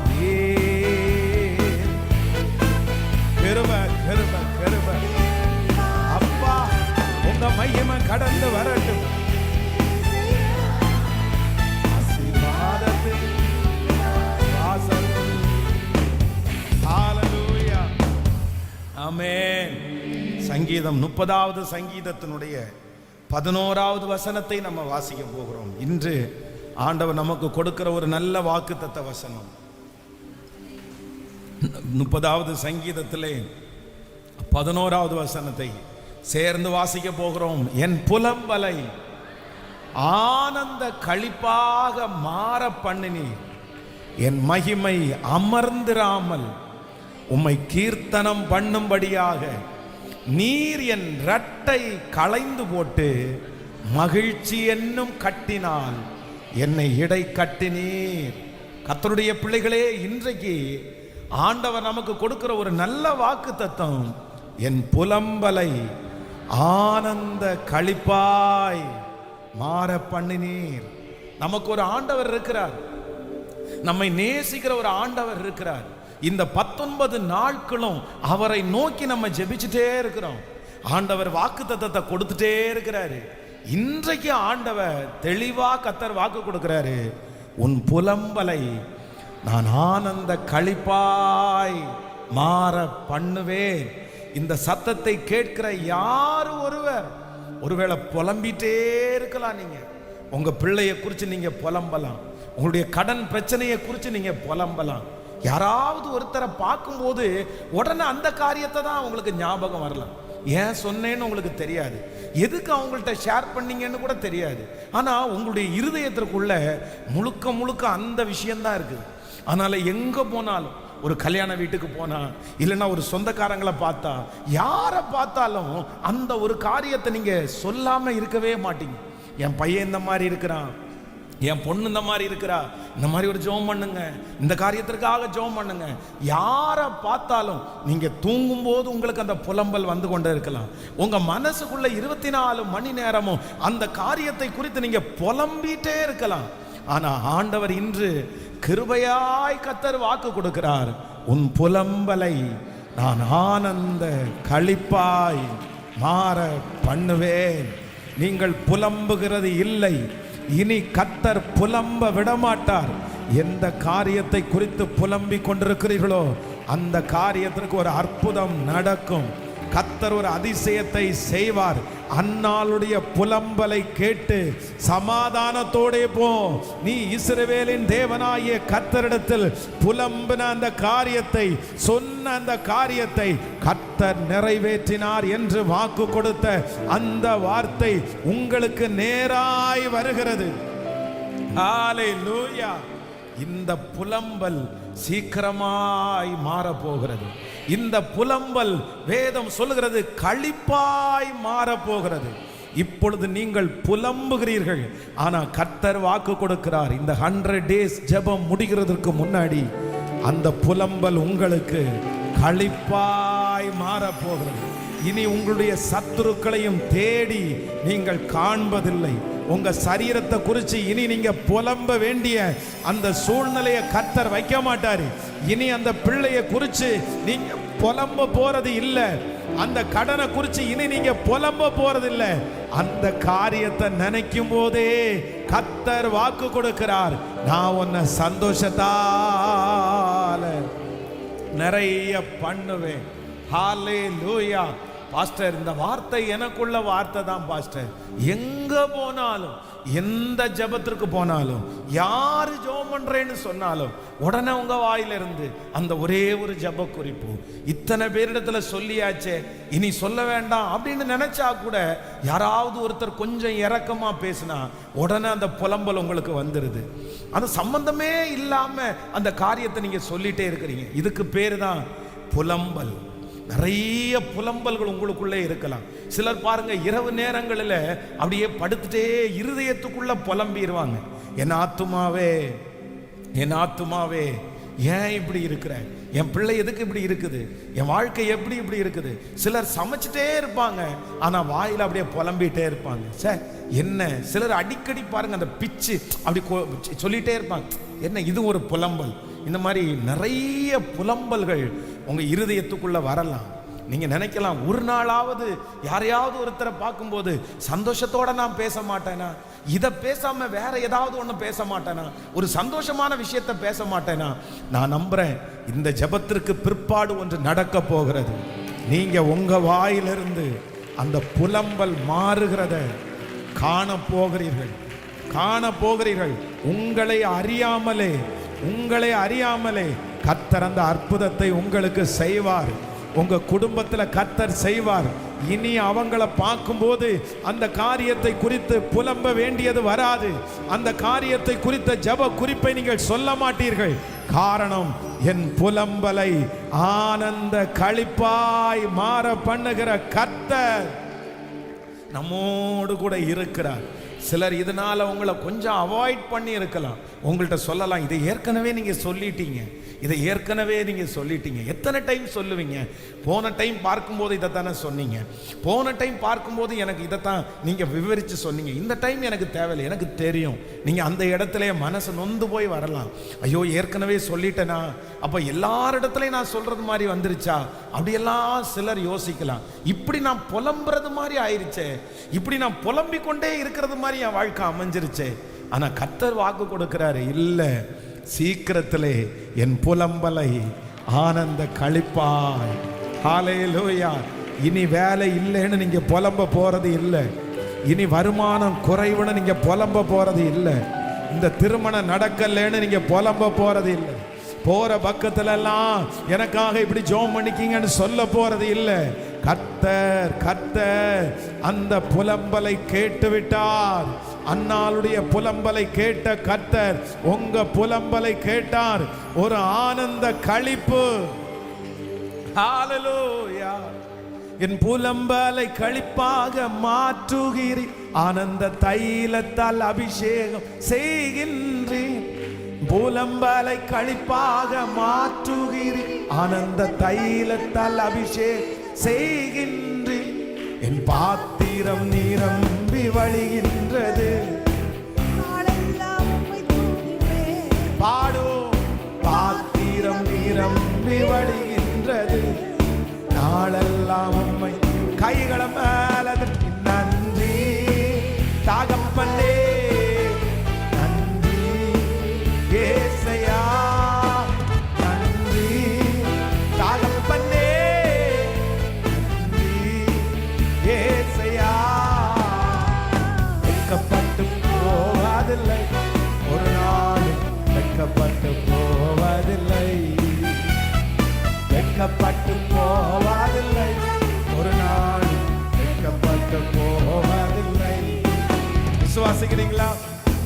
விசுவாசிக்கிறீங்களா? ஆமென்.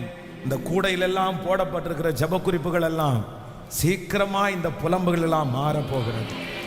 நிறைய பேர் வாட்ஸ்அப் மூலமாய் அனுப்புகிற அந்த புலம்பல்கள் எல்லாம் ஆனந்த களிப்பாய் மாற போகிறது. நான் நம்புறேன், உங்களை குறித்து யாராவது ஒருத்தர் உங்களுக்கு ஜெப குறிப்பு ஏதாவது இருக்கா, உங்களுக்காக ஏதாவது ஜெபம் பண்ணணுமா அப்படின்னு உங்கள்கிட்ட கேட்கும்போது ஒரு நாள் வரும். என்ன நாள் வரும் அப்படின்னா, வேற எதுக்காகவும் ஜெபம் பண்ண வேண்டாங்க, ஆண்டவர் என் கூட இருக்கணும், நான் ஆண்டவருக்கு பிரியமா வாழணும், இதை தவிர எனக்கு ஒரு ஜெப குறிப்பும் இல்லை. ஹல்லேலூயா.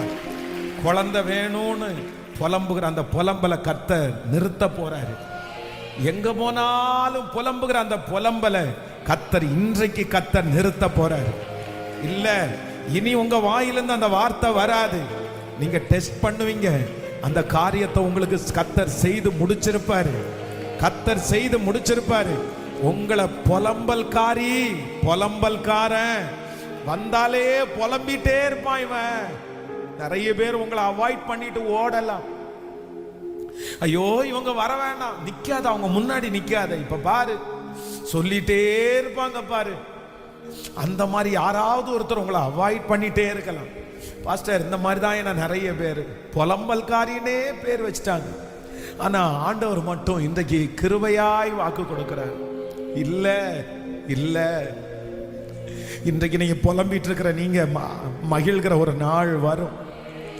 உன் புலம்பலை, உங்கள் புலம்பலை ஆனந்த களிப்பாய், ஆனந்த களிப்பாய்.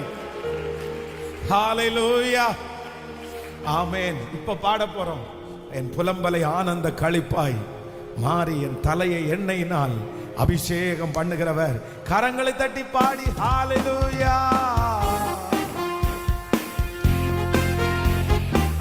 ஹல்லேலூயா. புலம்பலை களிப்பாக மாற்றுகிறீர், ஆனந்த தைலத்தால் அபிஷேகம் செய்கின்றீர். பாடும்.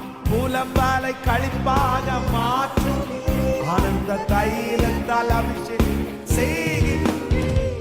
பாத்திரம் நிரம்பி வழிகின்றது, நாளெல்லாம் பாடும். நாளெல்லாம் உம்மை கைகளை மேல தட்டி நன்றி தகப்பனே, நன்றி ஏசையா, நன்றி தகப்பனே, நன்றி ஏசையா. வெட்கப்பட்டு போவதில்லை ஒரு நாளும், வெட்கப்பட்டு சொல்லுங்க, வெட்கப்பட்டு போவதில்லை, வெட்கப்பட்டு போவதில்லை. உனக்கு விரோதமா எழும்புவார், ஆனாலும் உன்னை மேற்கொள்ள முடியாதே. உனக்கு விரோதமா எழும்புவார், ஆனாலும் உன்னை மேற்கொள்ள முடியாது. உன்னை காத்திட உன்னோடு இருக்கின்றார், உன் தலையை உயர்த்திடுவார். உன்னை காத்திட உன்னோடு இருக்கின்றார், தலையை கைகளை மேல தட்டி சொல்லுவோம். நன்றி, நன்றி ஏசையா, நன்றி தகப்பனே, நன்றி ஏசையா. வெட்கப்பட்டு போவதில்லை ஒரு நாள், வெட்கப்பட்டு போவதில்லை. விசுவாசத்தோடு ஒரு நாள் வெட்கப்பட்டு போவதில்லை, வெட்கப்பட்டு வெட்கப்பட்டு போவதில்லை ஒரு நாள், வெட்கப்பட்டு போவதில்லை. என் கொம்பை உயர்த்தினீரே, என் தலையை உயர்த்தினீரே, என் கொம்பை என் தலையை உயர்த்தினீரே. வெட்கப்பட்டு போவதில்லை ஒரு நாள், வெட்கப்பட்டு போவதில்லை. அப்பா ஒரு நாள் வெட்கப்பட்டு போவதில்லை. கையை உயர்த்தி என் புலம்பலை, நான் ஆராதிக்கிற தேவன் என் புலம்பலை ஆனந்த களிப்பாய். இனி நாம் புலம்புறது மாதிரி ஆண்டவர் வைக்க மாட்டார். என்னுடைய புலம்பல் நிக்க போகிற ஒரு காலம் வந்துருச்சு. என் புலம்பல் கத்தர் சமூகத்துல போய் எட்டிருச்சு. என் புலம்பலை கத்தர் கேட்டுட்டாரு. இனி நாம் புலம்ப வேண்டிய சூழ்நிலை எனக்கு வராது. என்னுடைய புலம்பலை ஆனந்த களிப்பாய் விசுவாசத்தோட விசுவாசத்தோட என் பிள்ளைய குறிச்சு இனி புலம்ப போறது இல்லை. இந்த பலவீனத்தை குறிச்சு நான் இனி புலம்ப போறது இல்லை. என் புலம்பலை ஆனந்த களிப்பாய் மாற பண்ணுகிற கர்த்தர். ஹல்லேலூயா. ஆண்டவர் சீடர்களை பார்த்து சொல்றாரு, இந்த மாதிரி கடல்ல ஆழத்துல கொண்டு போய் போடலாமா, கப்பலை கொஞ்சம் தள்ளி போடுங்க. உடனே அந்த சீடன் புலம்புற, ஆண்டவரே நான் முழுதும் பிரயாசப்பட்டோம், ஒன்றும் அகப்படவில்லை. ஆண்டவர் அதை கேட்கவே இல்லை. ஆனா கூட சொல்றான், ராத்திரி முழுக்க பிரயாசப்பட்ட ஆண்டவரே. ஏன்னா என்னதான் சத்தியத்தை கேட்டாலும், என்னதான் அவருக்குள்ள இருந்தாலும், அவன் மனசுக்குள்ள என்ன ஓடுதுன்னா ஒரு புலம்பல் ஓடிட்டே இருக்குது. ஐயோ ஒண்ணுமே இல்லையே, வெறுமையா இருக்குதே, எனக்கு கிடைக்கவே இல்லையே. ஆனா வேதம் சொல்லுது, அவனுடைய புலம்பலை ஆண்டவர் ஆனந்த களிப்பாய் மாற்றப்படும். அத்தனை வருஷம் வியாதியா இருக்கிற ஒரு மனுஷன் ஆண்டவர் 38 வருஷம் வியாதியா இருக்கிறார், போய் சந்திக்கிறாரு. அவனை பார்த்து கேட்கிறாரு, என்னப்பா நீ விடுதலை ஆகிறதுக்கு விரும்புறாயா? அவ்வளவுதான். ஒரு வார்த்தை கேட்டா அந்த மனுஷன் பாருங்க அத்தனை வார்த்தை சொல்றான். என்ன வார்த்தை சொல்றான் அப்படின்னு சொன்னா, ஆண்டவரே இந்த குளத்தை கலக்கும் போது என்னை கொண்டு போய் விடுவதற்கு யாருமே இல்லை, நான் போய் இறங்கலான்னு பார்த்தாலும் வேறொருவன். அப்போ அவனுடைய மனசுக்குள்ள என்ன இருக்கு அப்படின்னு சொன்னா, அவர் கேட்கல, விரிவா சொல்லணும்லாம் சொல்லல, ஆனா அவனுடைய மனசுக்குள்ள ஒரு புலம்பல் ஓடிட்டே இருக்குது. எனக்கு தான் யாரும் இல்லைல்ல, என்னதான் கொண்டு போய் விடுறதுக்கு யாரும் இல்லைல்ல, நான் போறதுக்குள்ள இன்னொருத்தன் விழுந்துடுறான்ல. அப்ப அந்த புலம்பல் ஓடிட்டே இருக்குது. ஆனா வேதம் சொல்லுது, ஆண்டவர் வந்து அந்த புலம்பலை நிறுத்தல, போதும்னு சொல்லல, அமைதியா விட்டுருன்னு சொல்லல. கத்தர் அந்த புலம்பலை காது கொடுத்து கத்தர் கேட்டு அந்த புலம்பலை ஆனந்த களிப்பாய். ஆமென். பாஸ்டர், உண்மையிலே நான் அப்படிதான் பாஸ்டர் இருக்கிறேன். நீங்க சொல்றது 100% உண்மை. அந்த வியாதியுள்ள மனுஷனை மாதிரி தான். யாரோ என்கிட்ட என்னென்னமோ பேச வர்றாங்க, ஆனா நான் என்னென்னமோ பேசிடுறேன். ஏன்னா அது என்னுடைய இருதயத்தின் ஆழத்துல கிடக்குது. அதனால நான் சொல்லாத ஆளே இல்லை. என் பையன் என்ன திட்டுறான், ஏன் மம்மி எல்லார்ட்டையும் இதை சொல்லுவீங்களா? என் வீட்டுக்காரர் என்ன திட்டுறாரு, ஏன் இதெல்லாம் போய் எல்லார்ட்டையுமே சொல்லிட்டு இருப்பியா? கொஞ்சம் அமைதியா இருக்க மாட்டியா? எதுக்கு நீ எல்லார்ட்டையும் சொல்லிட்டு இருக்கிற? ஒருவேளை உங்களை பார்த்து யாராவது கேட்கலாம், என்ன பிரதர் எல்லாத்தையும் சொல்லிட்டே இருப்பீங்களா? எனக்கு தெரியல, சொல்ல வேண்டான்னு நினைக்கல, ஆனா என்னமோ என் மனசுக்குள்ள வந்துருச்சு. காரணம் என்ன அப்படின்னா, அது உங்களுக்குள்ளே இருக்கிற அந்த புலம்பல். நான் ஏன் சொன்னேன்னு அதுக்கப்புறம் நீங்க யோசிக்கலாம். இந்த மாதிரி இந்த மனுஷத்துல புலம்பாம இருந்திருக்கலாமே அப்படின்னு யோசிக்கலாம். எங்க போனாலும் இப்படி புலம்பிட்டே இருக்கிறதா? ஆனா ஆண்டவர் மட்டும் இன்னைக்கு இந்த 19வது நாள் கத்தர் வாக்கு கொடுக்கிறாரு, இல்ல இல்ல, ஒரு நாள் சீக்கிரமாய் சீக்கிரமாய் சீக்கிரமாய் ஆண்டவர் வந்து இனி அதை குறித்து நீங்க பேச வேண்டியதே வராதுன்ற அளவிற்கு. ஹல்லேலூயா, ஹல்லேலூயா. நான் யோசிக்கிறேன், 2004வது வருஷத்துல நான் யோசிக்கிறேன், அப்படியே எந்த பாஸ்டரை பார்த்தாலும், எந்த ஊழியக்காரரை பார்த்தாலும் உடனே ஒரு தண்ணி பாட்டிலை எடுத்துட்டு போயிடுறது. பாஸ்டர் ஜெபம் பண்ணி கொடுங்க பாஸ்டர், எனக்கு பயமா இருக்கு பாஸ்டர். அப்போ யாராவது ஒருத்தரை பார்த்த உடனே ஒரு எண்ணெய் பாட்டிலை கொண்டு போய் கொடுத்து, பாஸ்டர் ஜெபம் பண்ணி கொடுங்க பாஸ்டர், எனக்கு ஒரே பயமா இருக்கு பாஸ்டர். அப்போ யாராவது ஒரு வாழைப்பழத்தை வாங்கிட்டு போய் பாஸ்டர்கிட்ட கொடுத்து, எனக்கு ஜெபம் பண்ணி கொடுங்க பாஸ்டர், எனக்கு பயமா இருக்கு பாஸ்டர், இன்னைக்கு மட்டும் 15 டைம் மேலே பாத்ரூம் போயிட்டேன் பாஸ்டர், ஆனால் லூஸ் மோஷன் இல்லை, ஆனால் என்னமோ அந்த பயம் பட்ட உடனே பாத்ரூம் போயிடும். இப்படியே எங்க போனாலும் யார்கிட்ட போனாலும் பார்க்குறவங்கள்ட்ட எல்லாம் அந்த வயசுல எனக்கு இந்த மாதிரி உடம்பு நல்லா இல்லை, எனக்கு இந்த மாதிரி உடம்பு நல்லா இல்லை, பார்க்குறவங்கள்ட்ட எல்லாம் சொல்லலான்னு தோணும். எனக்காக ஜெபம் பண்ணிக்கிறீங்களா, எனக்காக ஜெபம் பண்ணிக்கிறீங்களா? யாராவது ஒருத்தர் ஃபோன் பண்ண உடனே எனக்காக ஜெபம் பண்ணிக்கிறீங்களா? அந்த புலம்பல் வந்து கொண்டே இருந்துச்சு. ஆனா இன்றைக்கு இந்த பலிபீடத்திலிருந்து இந்த வசனத்தினுடைய நிறைவேறுதலை பார்த்த நான் சொல்றேன், என்னுடைய புலம்பலை கத்தர் ஆனந்த களிப்பாய் மாற பண்ணினார். இப்ப மறந்துருச்சு, இப்ப அப்படி சொல்றதே இல்லை, இப்ப யார்கிட்டையும் அந்த காரியத்தை குறித்து நம்ம பேச வேண்டியதே இல்லை. கர்த்தரே குணமாக்கினார், கர்த்தரே சரியாக்கினார். என் தேவன் தான் உங்கள் தேவன், என்னை அழைத்தவர் தான் உங்களையும் அழைத்திருக்கிறார், எனக்கு வாக்கு கொடுத்தவர் தான் உங்களுக்கும் வாக்கு கொடுக்கிறார்.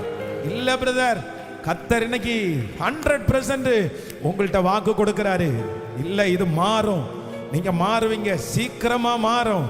இனி ஜெப குறிப்பு சொல்ல வேண்டியது வராது, இனி உங்க பிள்ளைய குறித்து புலம்ப வேண்டியது வராது, இனி அந்த வியாதியை குறித்து புலம்ப வேண்டியது வராது. காரணம், கர்த்தர் என் புலம்பலை ஆனந்த களிப்பாய் கைகளை மேல தட்டி, ஆமென் ஆமென் சொல்ல சொல்ல சொல்ல விசுவாசிக்கிறேன். சொல்லுங்க சொல்லுங்க சொல்லுங்க, விசுவாசிக்கிறேன். அப்பா இப்போ இப்போ இப்போ கரங்களை தட்டும் போதே அந்த அற்புதம் நடக்கட்டும், அந்த அற்புதம் நடக்கட்டும், அந்த பலவீனத்திலிருந்து ஒரு பலன் உண்டாகட்டும். இனி அந்த பலவீனத்தை குறித்து சொல்லக்கூடாது, இனி அந்த நஷ்டத்தை குறித்து சொல்லக்கூடாது, இனி அந்த காரியத்தை குறித்து சொல்லக்கூடாது. கர்த்தர் சரியாக்கி விட்டார், ஆண்டவர் சரி செய்து விட்டார். என் புலம்பலை ஆனந்த களிப்பாய் மாற பண்ணினேன். ஹல்லேலூயா. கர்த்தருடைய பிள்ளைகளே, வேதத்தில் வந்து ஒரு 3 பேருடைய வாழ்க்கையை வந்து நான் வேகமாய் உங்களுக்கு சொல்லி உங்களுக்காக ஜெபிக்கிறேன். வாசிக்கலாம். இதே அந்த வசனத்தை எழுதின இந்த சங்கீதக்காரனாகிய தாவீதை குறித்து நம்ம வாசிக்க போறோம். எடுத்துக்கொள்ளலாம், நீங்க எல்லாரும் அந்த வசனத்தை வாசிக்க போகலாம். 1 சாமுவேல் 30ஆம் அதிகாரத்தினுடைய 4வது வசனத்தை வாசிக்கலாமா? 1 சாமுவேல் 30ஆம் அதிகாரம் 4வது வசனத்தை சேர்ந்து வாசிக்கலாம் எல்லாரும். அப்பொழுது தாவீது அவனோடு இருந்த ஜனங்களும் அழுகிறதற்கு தங்களுக்கு பலன் இல்லாமல் போக மட்டும் சத்தமிட்டு அழுதார்கள். தாவீதின் 2 மனைவிகளாகிய இஸ்ரேல் ஊராளாகிய அகினோவாலும் கர்மேல் ஊராளாகிய நாபாலின் மனைவியுமாயிருந்த அபிகாயிலும் சிறைபிடித்து கொண்டு போகப்பட்டார்கள். தாவீது மிகவும் நெருக்கப்பட்டான்.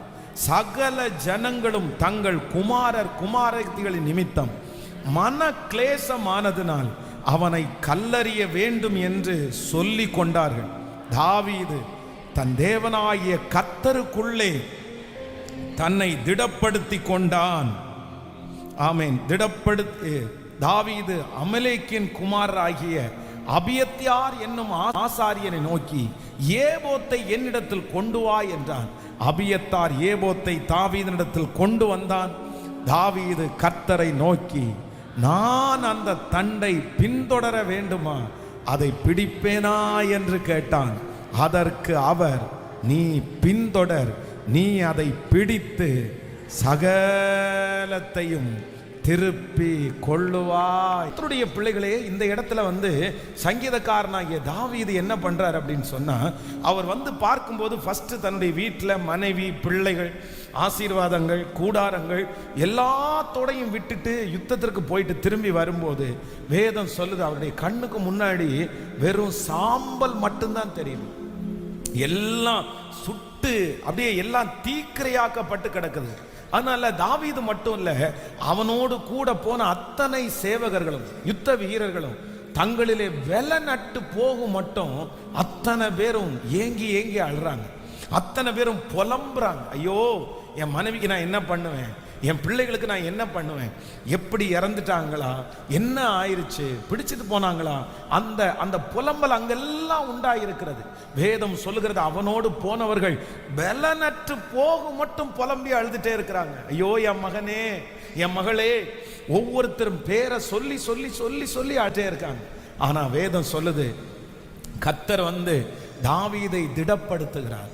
உடனே தாவீது ஆண்டவரிடத்துல கேட்கிறான், அந்த தண்டை பின்தொடரட்டுமா, நான் பிடிப்பேனா அப்படின்னு கேட்ட உடனே கர்த்தர் வாக்கு கொடுக்கிறாரு, நீ பின்தொடர், நீ சகலத்தையும், இந்த மாதம் ஆண்டவர் நமக்கு கொடுத்த வாக்கு தத்தத்தின்படி சகலத்தையும் நீ திருப்பி கொள்ளுவாய், சகலத்தையும் திருப்பி கொள்ளுவாய். நான் விசுவாசிக்கிறேன், ஆண்டவர் நம்பர் 1 முதலாவதாக நமக்கு வாக்கு கொடுக்கிறார். உங்களுடைய புலம்பல் வெகு சீக்கிரமாய் நீங்கள் புலம்புகிற நீங்கள் சந்தோஷப்பட போகிறீர்கள். கர்த்தர் உங்களை சந்தோஷப்படுத்த போகிறார். எந்த காரியத்தில் நீங்கள் புலம்புகிறீர்களோ, எந்த காரியத்தை குறித்து நீங்கள் அழுதீர்களோ, எந்த காரியத்தை குறித்து நீங்கள் அதிகமாய் கண்ணீர் வடித்தீர்களோ, கர்த்தர் வாக்கு கொடுக்கிறார், அந்த ஆசீர்வாதத்தை உங்க கண்கள் காணும். எப்படி தாவீதும் அவனுடைய பிள்ளைகளும் உயிரோடு இருக்கிறதை கண்டார்களோ, அதே போல கர்த்தர் வாக்கு கொடுக்கிறார், நீங்கள் புலம்புகிற அந்த காரியம் ஒன்றும் சேதமாகாது. நீங்கள் புலம்புகிற அந்த காரியம் நஷ்டம் அடையாது, அந்த சரீரம் நஷ்டம் அடையாது, அந்த பணம் நஷ்டம் அடையாது. கர்த்தர் வாக்கு கொடுக்கிறார், நீ சகலத்தையும் திருப்பி கொள்ளுவாய். அந்த காரியம் மீண்டும் உங்களுக்கு கடந்து வரும். அந்த காரியத்தை ஆண்டவர் மறுபடியும் உங்களுக்கு தருவார். நீங்க புலம்பல நிறுத்துறதற்கு கர்த்தர் உங்களுக்கு திருப்பி தருவேன் என்று கர்த்தர் வாக்கு கொடுக்கிறார். ஹல்லேலூயா. கைகளை உயர்த்தி சொல்லுங்க பார்க்கலாம், எனக்கு திருப்பி தருகிற கர்த்தர். நான் புலம்பின அந்த காரியத்தை கர்த்தர் எனக்கு திரும்ப தர பண்ணுவார். சொல்லுங்க, விசுவாசத்தோட சொல்லுங்க, எனக்கு திரும்ப அவர் தர பண்ணுவார். ஆமென். திரும்ப தர பண்ணுகிற தேவன், எனக்கு திரும்ப தர பண்ணுகிற தேவன். ஹல்லேலூயா. நம்பர் 2, இன்னொரு வசனத்தை கூட வாசிக்கலாம். நீங்கள் 2 ராஜாக்களின் புஸ்தகம் 20வது அதிகாரத்தினுடைய 1வது வசனத்தை வாசிக்க போகிறோம். 2 ராஜாக்கள் 20ஆம் அதிகாரத்தினுடைய 1வது வசனம். அந்நாட்களிலே எசேக்கியா வியாதிப்பட்டு மரணத்திற்கு ஏதுவாயிருந்தான். அப்பொழுது ஆமோஸின் குமாரனாகிய ஏசாயா என்னும் தீர்க்கதரிசி அவனிடத்தில் வந்து அவனை நோக்கி, நீர் உம்முடைய வீட்டு காரியத்தை ஒழுங்குபடுத்தும், நீர் பிழைக்க மாட்டீர், மரித்து போவீர் என்று கர்த்தர் சொல்லுகிறார் என்றான். அப்பொழுது எசேக்கியா தன் முகத்தை சுவர்புறமாய் திருப்பிக் கொண்டு கர்த்தரை நோக்கி, கர்த்தாவே, நான் உமக்கு முன்பாக உண்மையும் மன உத்தமமாய் நடந்து உமது பார்வைக்கு நலமானதை செய்தேன் என்பதை நினைத்தருளும் என்று விண்ணப்பம் பண்ணினான். எசேக்கியா மிகவும் அழுதான்.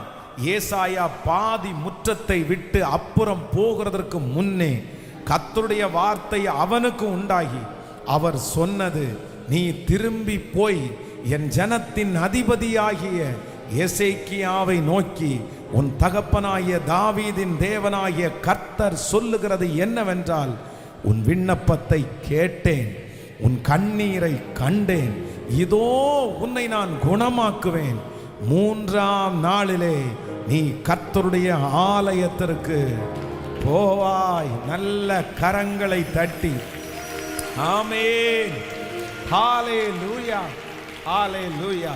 இந்த எசேக்கியா ஒரு நல்ல ராஜா, ஆண்டவருக்கு முன்பாக உத்தமமாய் நடந்தவன்.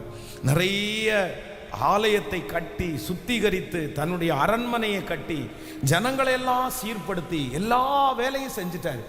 ஆனா எல்லா வேலையும் செஞ்ச மனுஷன் தன்னுடைய குடும்பத்தை மட்டும் எதுவுமே அவர் செய்யலை. தான் அந்த இடத்தை விட்டு போயிட்டாருன்னா, ராஜா பதவியை விட்டு போயிட்டாருன்னா, அந்த இடத்துல திரும்ப ராஜாவாய் உட்கார்றதற்கு யாருமே அவங்க குடும்பத்தில் இல்லை. அவனுக்கு பிள்ளைகளும் அந்த நாட்களில் அப்புறம் பிறகு இப்பதான் ஜெபம் பண்றான். ஜெபம் பண்ண உடனே கர்த்தர் 3 வருஷத்துக்குள்ள அவனுக்கு ஒரு பிள்ளையை கொடுக்கிறார்.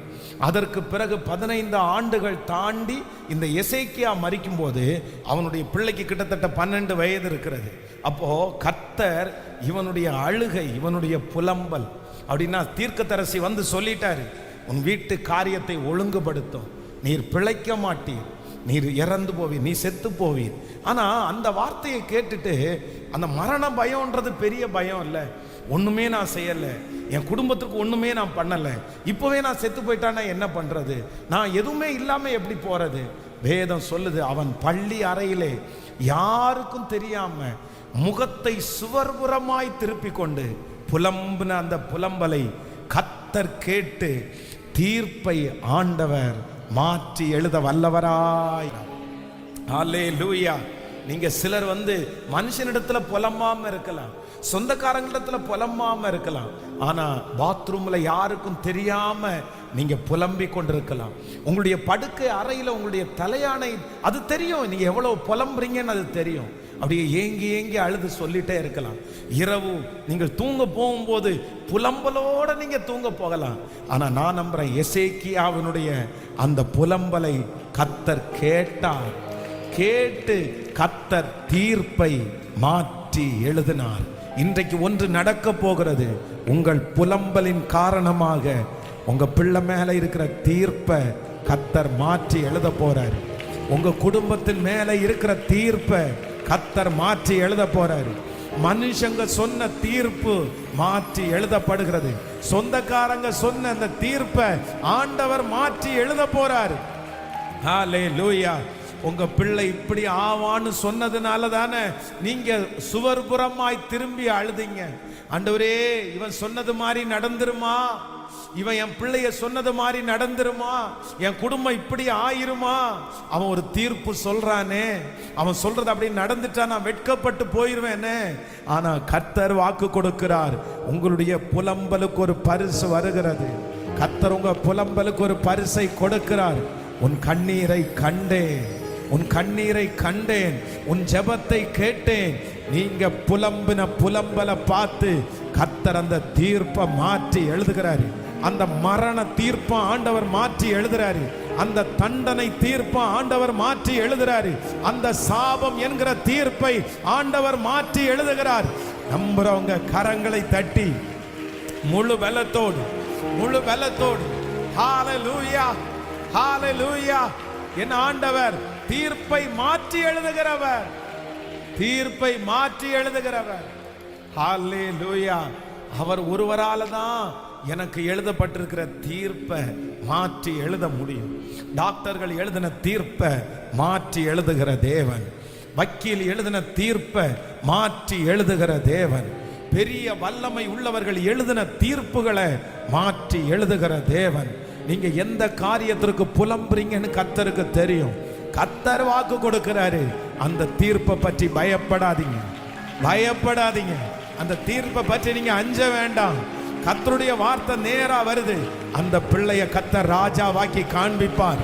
உங்க குடும்பத்தை கர்த்தர் தலை நிமிர பண்ணுவார். என் ஜனங்கள் ஒருபோதும் வெட்கப்பட்டு, ஓ ஹல்லேலூயா, கைகளை தட்டி என் புலம்பலை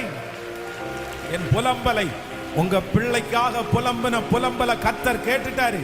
அவனுக்கு விரோதமாக இருக்கிற தீர்ப்புகளை கர்த்தர் மாற்றி எழுதுகிறார். நம்முடைய புலம்பல்களை கர்த்தர் கேட்டு தீர்ப்பை மாற்றி எழுதுகிற கர்த்தர். நீங்க நடக்கும், நீங்க ரிசல்ட்டோட தான் வருவீங்க. நீங்க சொன்ன வார்த்தை மாறிடுச்சுன்னு நீங்க சொல்லுவீங்க. அவங்க கொடுத்த தீர்ப்பு நடக்கலன்னு நிறைய பேர் சாட்சி சொல்லுவீர்கள். விசுவாசிக்கிறீர்களா இல்லையா? கையை உயர்த்தி சொல்லுங்க. நான் நம்புறேன் ஆண்டவரே, இந்த வார்த்தையை நான் நம்புறேன் ஆண்டவரே, இந்த வார்த்தையை நான் விசுவாசிக்கிறேன். ஹல்லேலூயா, ஹல்லேலூயா. சொல்ல அந்த மகிமை கடந்து வரட்டும். ததரம் ஹரதல ரபௌதர ஹதரமா. ஸ்தோத்திரம், ஸ்தோத்திரம், ஸ்தோத்திரம், ஸ்தோத்திரம். ஆமென், ஆமென், ஆமென். ஹல்லேலூயா. மறுபடியும் சீர்திருத்தங்களை செய்ய வைக்கிற கர்த்தர், மறுபடியும் மறு ஜீவனை கர்த்தர் எசேக்கியாவுக்கு கொடுத்தார். மறுபடியும் புத்திர சன்னிதானத்தை கர்த்தர் தந்தார். அவனுடைய வீட்டு காரியங்களை ஒழுங்கு பண்றதுக்கு கர்த்தர் கிருபை செய்தார். தீர்ப்பு மாற்றி எழுதப்பட்டது. தீர்ப்பு மாற்றி எழுதப்பட்டது. ஹல்லேலூயா. இப்ப சொல்லுங்க பார்க்கலாம். ஹல்லேலூயா. என் புலம்பலை களிப்பாக மாற்றுகிறீர், ஆனந்த தைலத்தால் அபிஷேகம் செய்கின்றீர். புலம்பலை களிப்பாக மாற்றுகிறீர், ஆனந்த தைலத்தால் அபிஷேகம் செய்கின்றீர். என் பாத்திரம் நிரம்பி வழிகின்றது, நாளெல்லாம் உம்மை துதிப்பேன். சொல்லுவோம்.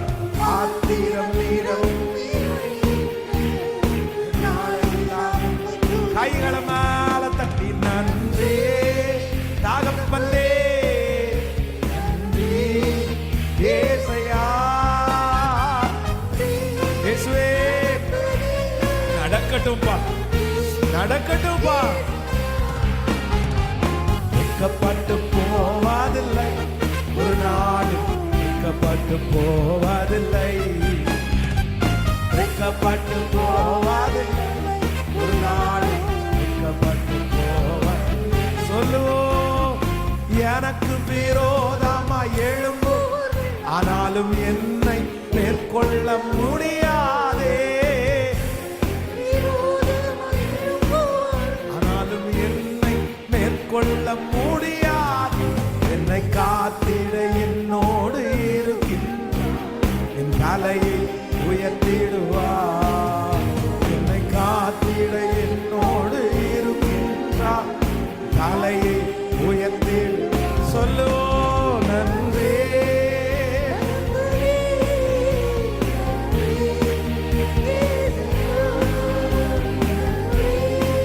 தாகப்பல்லே நன்றி ஏசையா. வெட்கப்பட்டு போவதில்லை ஒரு நாள், வெட்கப்பட்டு போவதில்லை, வெட்கப்பட்டு போவதில்லை ஒரு நாள், வெட்கப்பட்டு போவதில்லை. ஹல்லேலூயா. நம்முடைய ஆண்டவரை போல தீர்ப்பை மாற்றி எழுதுகிறவர் யாருமே இல்லை. உலகத்திலேயே மேய்ப்பர்கள் அருவருப்பான ஒரே ஒரு நாடு எங்க அப்படின்னா அது எகிப்து. ஒரே ஒரு நாடு. மேய்ப்பர்களை அருவருப்பா பார்க்கிற ஒரே ஒரு நாடு எங்கன்னா எகிப்து. ஆனா அந்த எகிப்துல தான் ஆண்டவர் யோசேப்பு என்கிற ஒரு மேய்ப்பனை கொண்டு போய் வச்சு கத்தர் அவன் மூலமாய் அந்த ஜனங்களை கத்தர் போஷித்தார். எந்த இடத்துல பிடிக்கலையோ, எந்த இடத்துல எதிர்ப்போ, எந்த இடத்துல உள்ள நுழைய முடியாதோ, எந்த இடத்துல அருவருப்போ, என் ஆண்டவர் வேற யோசேப்பை வேற எந்த நாட்டுக்காவது கூட்டிட்டு போயிருக்கலாம்ல, வேற ஏதாவது ஊருக்கு கொண்டு போயினா கூட ஈஸியா அவன் போய் ராஜா சன்னிதானத்தில் உட்கார்ந்துருவான்ல. ஆனா ஆண்டவர் எகிப்துக்கு எது கூட்டு போனாருன்னா, எந்த இடத்திலிருந்து தீமை வந்ததோ அந்த இடத்திலேயே என்னை தலையை நிமிர பண்ணுகிறவர். நீங்க கலங்கவே கலங்காதீங்க. ஆண்டவர் வாக்கு கொடுக்கிறார். எபிரேயர்கள் வந்து எகிப்தியர்களுக்கு அருவருப்பா இருக்கிறதுக்கு காரணம் மேய்ப்பர்கள். அந்த இடத்துல ஒரு மேய்ப்பன தலைவனா கத்தரால உருவாக்க முடியும்னா, உங்க தலைமையில இருக்கிற தீர்ப்பை மாற்றுவதற்கு என் கத்தர் வல்லவர். வம்சா வழியாக எழுதியிருக்கிற தீர்ப்பு உங்க புலம்பல்ல மாற போகுது. இனி உங்க பிள்ளைகளுக்காய் புலம்ப வேண்டியது வருவது இல்லை. ஹல்லேலூயா. நம்பர் 3, மூன்றாவதாக என்னுடைய புலம்பலை ஆனந்த களிப்பாய் கத்தர் மாற பண்ண போகிறார். வாசிக்கலாம் ஒரு வசனத்தை. ஆதியாகமம் 37ஆம் அதிகாரத்தினுடைய 31வது வசனத்திலிருந்து வாசிக்கலாமா? ஆதியாகமம் 37ஆம் அதிகாரம் 31வது வசனத்திலிருந்து வாசிக்கலாம். அவர்கள் யோசேப்பின் அங்கியை எடுத்து ஒரு வெள்ளாட்டு கடாவை அடித்து அந்த அங்கியை இரத்தத்தாலே தோய்த்து பலவர்ணமான அந்த அங்கியை தங்கள் தகப்பனிடத்திற்கு அனுப்பி, இதை தங்கள் கண்டெடுத்தோம், இது உம்முடைய குமாரன் அங்கியோ அல்லவோ பாரும் என்று சொன்னார்கள். யாக்கோபு அதை கண்டு, இது என் குமாரனுடைய அங்கிதான், ஒரு துஷ்ட மிருகம் அவனை பட்சித்து போட்டது, யோசேப்பு தீருண்டு போனான் என்று புலம்பி தன் வஸ்திரங்களை கிழித்து தன் அறையிலே இரட்டை கட்டி கொண்டு அநேக நாள் தன் குமாரனுக்காக துக்கித்து கொண்டிருந்தார். நல்லா கவனிங்க ஆண்டவருடைய பிள்ளைகளே. இங்க வந்து இந்த பிள்ளை பாருங்களேன், தன்னுடைய சகோதரர்களுக்கு ஆகாரத்தை கொண்டு கொடுக்க போகும்போது அவங்க அப்பா வாங்கி கொடுத்த பலவர்ண அங்கியை போட்டுட்டு போயிருக்காரு பாருங்க. அப்ப எந்த அளவிற்கு தன்னுடைய தகப்பனார ஸ்பெஷலா அவர் நினைச்சிருக்கிறாரு. ஆண்டவருடைய திட்டம் எவ்வளவு பெருசா இருக்குது. ஆனா இந்த யாக்கோபனுடைய கையில அந்த பலவர்ண அங்கியை கொண்டு போய் கிழிச்சு அதுல ஒரு ஆட்டினுடைய ரத்தத்தை தோய்த்து கொண்டு போய் கொடுத்து ஒன்னே ஒண்ணு மட்டும்தான் கேட்கிறாங்க, இது உம்முடைய குமாரனுடைய அங்கிதானா அப்படின்னு கேட்ட உடனே இந்த யாக்கோபு என்ன பண்றாரு அப்படின்னு சொன்னா, அதற்கு கண்ணு, காது, மூக்கு இது எல்லாம் வச்சு ரொம்ப பெருசு பண்றாரு.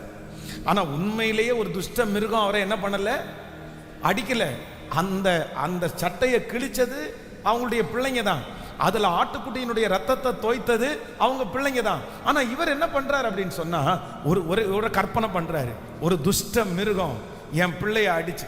யாரானாலும் அப்படிதான் யோசிப்பாங்க. ஆனா அந்த பிரச்சனை கையில வந்த உடனே அவர் என்ன பண்றாருன்னா அதுக்கு உருவம் கொடுக்கிறாரு. ஆண்டவருடைய பிள்ளைகள் வந்து இதுல ரொம்ப ஒரு அழகான ஒரு காரியத்தை கற்றுக்கொள்ளணும். யாரு நம்மிடத்துல வந்து எந்த பிரச்சனையை சொன்னாலும் சொன்னதோட அப்படியே நிறுத்தணுமே தவிர அதற்கு நாமவே என்ன பண்ணக்கூடாது. அந்த குங்கி கொடுத்த உடனே அது வேற கூட இருக்கலாம்ப்பா. ஏன்னா யாக்கோபு வந்து எத்தனையோ நாட்கள் வந்து ஆடுகளை வளர்த்திருக்கிறார். ஆட்டுக்குட்டியினுடைய ரத்தத்தினுடைய வாசனை அவருக்கு தெரியும். ஆட்டுக்குட்டியினுடைய சகல காரியத்தையும் அறிஞ்சிருக்கிறவர்.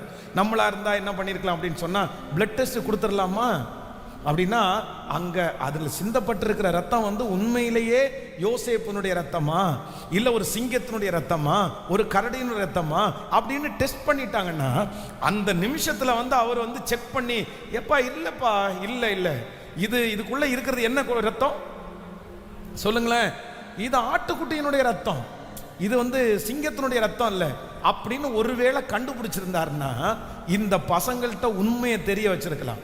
ஆனா இவர் என்ன பண்ணிட்டார் அப்படின்னு சொன்னா, ஒரு பிரச்சனையினுடைய ஆரம்பத்தை பார்த்த உடனே முடிவு பண்ணிட்டாரு, என் பிள்ளை செத்துருச்சு, என் பிள்ளைய ஒரு துஷ்ட மிருகம் கொன்றுச்சு, ஜோசேப்பு பீருண்டு போனான்னு சொல்லிட்டு அந்த வஸ்திரத்தை சேர்த்து பிடிச்சி ஓன்னு அழ ஆரம்பிச்சிட்டாரு.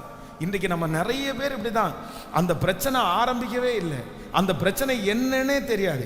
அதுக்குள்ள நம்ம என்ன பண்ணிட்டோம் தெரியுமா? அவ்வளவுதான், முடிஞ்சிருச்சு, நான் இனி எழும்ப மாட்டேன், நான் இனி மேல வர மாட்டேன், கஷ்டம். அது ஒரு துஷ்ட மிருகம் தான் அப்படி பண்ணிருச்சு. இதுல இருந்து எப்படி கொண்டு வர முடியும்? நீங்களாகவே ஒரு கற்பனை பண்ணி, நீங்களாகவே ஒரு யோசனை பண்ணி, நீங்களாகவே முடிஞ்சிருச்சுன்னு நினைக்கிறதுக்கு யாரு? எப்படி அதை நினைக்கலாம்? ஆண்டவர் அந்த பிரச்சனையை எதுக்கு கொடுத்தாருன்னு தெரியுமா? ஏன் ஆண்டவர் கொடுத்திருப்பாரு? ஒருவேளை உங்களை உருவாக்குறதுக்காக கொடுத்திருக்கலாம், டெஸ்ட் பண்றதுக்காக கொடுத்திருக்கலாம், உங்களை உயர்த்துறதுக்காக கொடுத்திருக்கலாம். நீங்க அதற்கு எப்படி ஒரு முடிவு கட்டலாம்? இந்த காரியம் நடந்த உடனே சிலர் என்ன சொல்லுவாங்க தெரியுமா? இனி டைவர்ஸ் தான், இனி ஒன்று சேரதுக்கு வாய்ப்பே இல்லை. இந்த காரியம் நடந்த உடனே அவ்வளோதான், இந்த கடன்ல இருந்து வெளியே வரவே முடியாது. ஒரு முடிவை நம்ம பண்றோம். ஆண்டவருடைய பிள்ளைகள் ஒன்று நினைத்து கொள்ளுங்கள், முன்னாடி பார்க்கறத வச்சு, மேலே பார்க்கறத வச்சு, இப்ப நடக்கிற சூழ்நிலையை வச்சு நீங்க கண்டிப்பா ஒரு முடிவை நீங்க கட்டாதீங்க, ஒரு முடிவை நீங்க கொண்டு வராதீங்க, நீங்க அதுக்கு விளக்கம் கொடுக்காதீங்க, நீங்க அதை பெருசா இமேஜின் பண்ணாதீங்க. சிலர் நடந்தோடனே அவ்வளவுதான், எனக்கு இப்படி ஆயிடுச்சா, இப்படிதான் ஆக போகுது, இப்படிதான் ஆக போகுது, இந்த இது இப்படிதான் முடிஞ்சிடும். உடனே இவங்களே ஒரு இமேஜின். ஏன் ஆண்டவரால மாற்ற முடியாதா? கர்த்தரால ஒரு நிமிஷத்துல மாற்றி போட முடியாதா?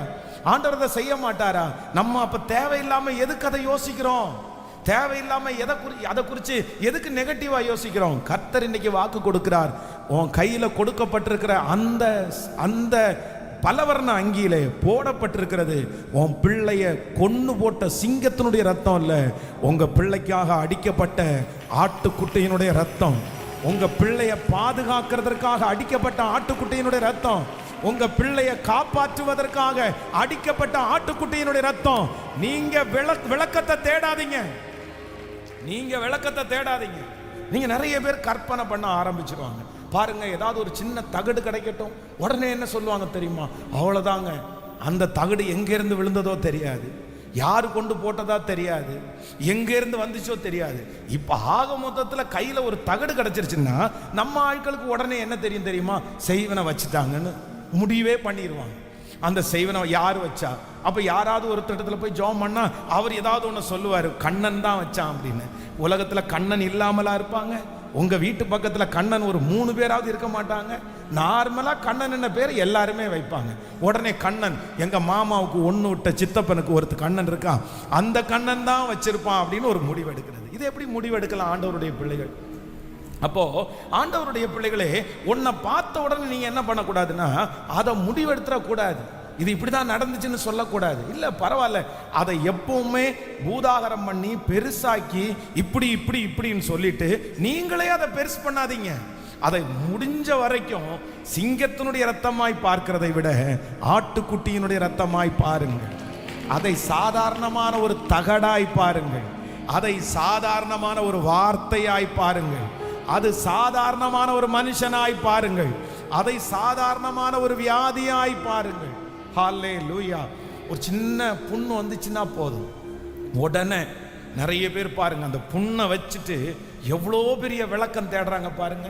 உடனே அதுக்கு கூகுளில் போய் நிறைய பேர் அடிச்சு பார்ப்பாங்க, எனக்கு இந்த இடத்துல ஒரு புண் இத்தனை நாட்களாய் இருக்கிறது சொல்லு கூகுள் அப்படின்னு சொன்னா, அந்த கூகுளில் அதனுடைய அறிவை பற்றி என்ன சொல்லணும்னா, இத்தனை நாள் இந்த இடத்துல ஒரு புண் இருந்தால் கண்டிப்பாக அது கேன்சர் தான் அப்படின்னு அது சொல்லிடும். அவ்வளோதானா, முடிஞ்சிருச்சா லைஃபே?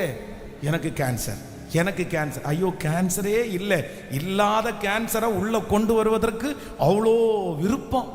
அப்போ அதுக்கு என்ன பண்றோம் அப்படின்னா, அப்படியே உயிர் கொடுக்க போறோம். உயிர் கொடு. ஏதாவது ஒரு பிரச்சனை வந்துச்சா அவ்வளோதான், என் பிள்ளையும் என் மருமகனும் பிரிஞ்சுட்டாங்க, சண்டை தாங்க போட்டிருக்காங்க, அதுக்குள்ள இவங்க என்ன சொல்லிட்டாங்க தெரியுமா? பிரிஞ்சிட்டாங்க. அது நீங்க எப்படி அதை இது பண்ணலாம்? இனி கோர்ட்ல போடுறதான் மிச்சம், அதுல போட்டு டைவர்ஸ் வாங்கிட வேண்டியதான். அவங்களுக்கு ஒரு சின்ன வாக்குவாதம் தான் வந்திருக்கும். அதனால இந்த யாக்கோபனுடைய தவறை நம்ம செய்யவே கூடாது. என்னுடைய அந்த சரி அந்த துணியை வாங்கி பார்த்த உடனே இது என்னுடைய குமாரனுடைய என் குமாரனுடைய உடுப்பு தான், அதை ஒரு துஷ்ட மிருகம் அவனை கொன்றுச்சு, யோசேப்பு பீருண்டு போயிட்டான்னு சொல்லிட்டு வேதம் சொல்லுது, அப்படியே புலம்புறான், என் மகனே. எத்தனையோ பேர் அவனுக்கு ஆறுதல் சொல்றாங்க, ஆனா அந்த ஆறுதல் எல்லாம் அவனுக்கு பெருசா இல்லை. என்னதான் இருந்தாலும் என் பிள்ளை ஆசாசையா இந்த ட்ரெஸ்ஸை போட்டுட்டு போயிடுச்சே, போகும்போது கூட என்கிட்ட காமிச்சிட்டு தானே போனேன். போகும்போது கூட டாடி நீங்கள் கொடுத்த ட்ரெஸ் நல்லா இருக்கா, இது எதுக்குடா இப்போ போட்டு போற, அண்ணங்களுக்கு சோறு கொடுக்க போகும்போது கூட இதை போட்டு போகணுமா? உடனே அவன் இல்லை டாடி இது நீங்கள் வாங்கி கொடுத்ததில்ல, இது ஸ்பெஷல் இல்லை, எனக்கு ரொம்ப பிடிச்சிருக்கு, நான் இதே போட்டு. இதெல்லாம் ஞாபகத்திற்கு வந்து வேதம் சொல்லுது கிட்டத்தட்ட ஒரு 17 வருஷம் புலம்பல் புலம்பல் புலம்பல் புலம்பல். ஆனால் அந்த 17 வருஷம் முடிஞ்சதுக்கு பிற்பாடு அந்த வாய், எந்த வாய் புலம்பிருச்சோ அந்த வாய் இப்ப சொல்லுது பாருங்களேன். அந்த வசனத்தை நீங்க வாசிங்க, ரொம்ப ரொம்ப அழகா இருக்கும். 45ஆம் அதிகாரம், ஆதியாகமம் 45ஆம் அதிகாரம் 27வது 28வது வசனத்தை வாசிக்கலாமா? 27 28. அவர்கள் யோசேப்பு தங்களுடைய சொன்ன வார்த்தை யாவையும் அவனுக்கு சொன்னபோது தன்னை ஏற்றி கொண்டு போகும்படி யோசேப்பு அனுப்பின வண்டிகளை அவன் கண்டபோதும் அவர்களுடைய தகப்பனாகிய யாக்கோபின் ஆவி உயிர்த்தது. அப்பொழுது இஸ்ரவேல், என் குமாரனாகிய யோசேப்பு இன்னும் உயிரோடு இருக்கிறானா, இது போதும், நான் மரணம் அடையும் முன்னே போய் அவனை பார்ப்பேன் என்றான். நீங்க 46ஆம் அதிகாரம் 30வது வசனத்தையும் 48வது வசனம் 48ஆம் அதிகாரம் 11வது வசனத்தையும் வாசிப்பீர்களே ஆனால் 46 30.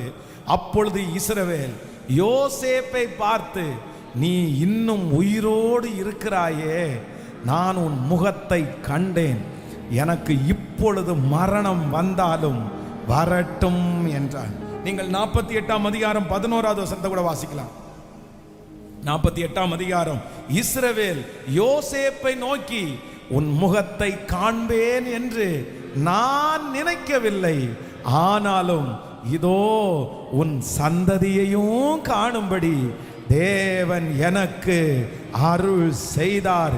என் புலம்பலை ஆனந்த களிப்பாய் மாற பண்ணின தேவனுக்கு நல்ல கரங்களை தட்டி, எந்த வாய் புலம்பிருச்சோ, எந்த வாய் புலம்பிருச்சோ அந்த வாய் சாட்சி சொல்ல வைத்தார், சாட்சி சொல்ல வைத்தார். கர்த்தருடைய பிள்ளையே, இன்றைக்கு கர்த்தர் தெளிவாய் வாக்கு கொடுக்கிறார்.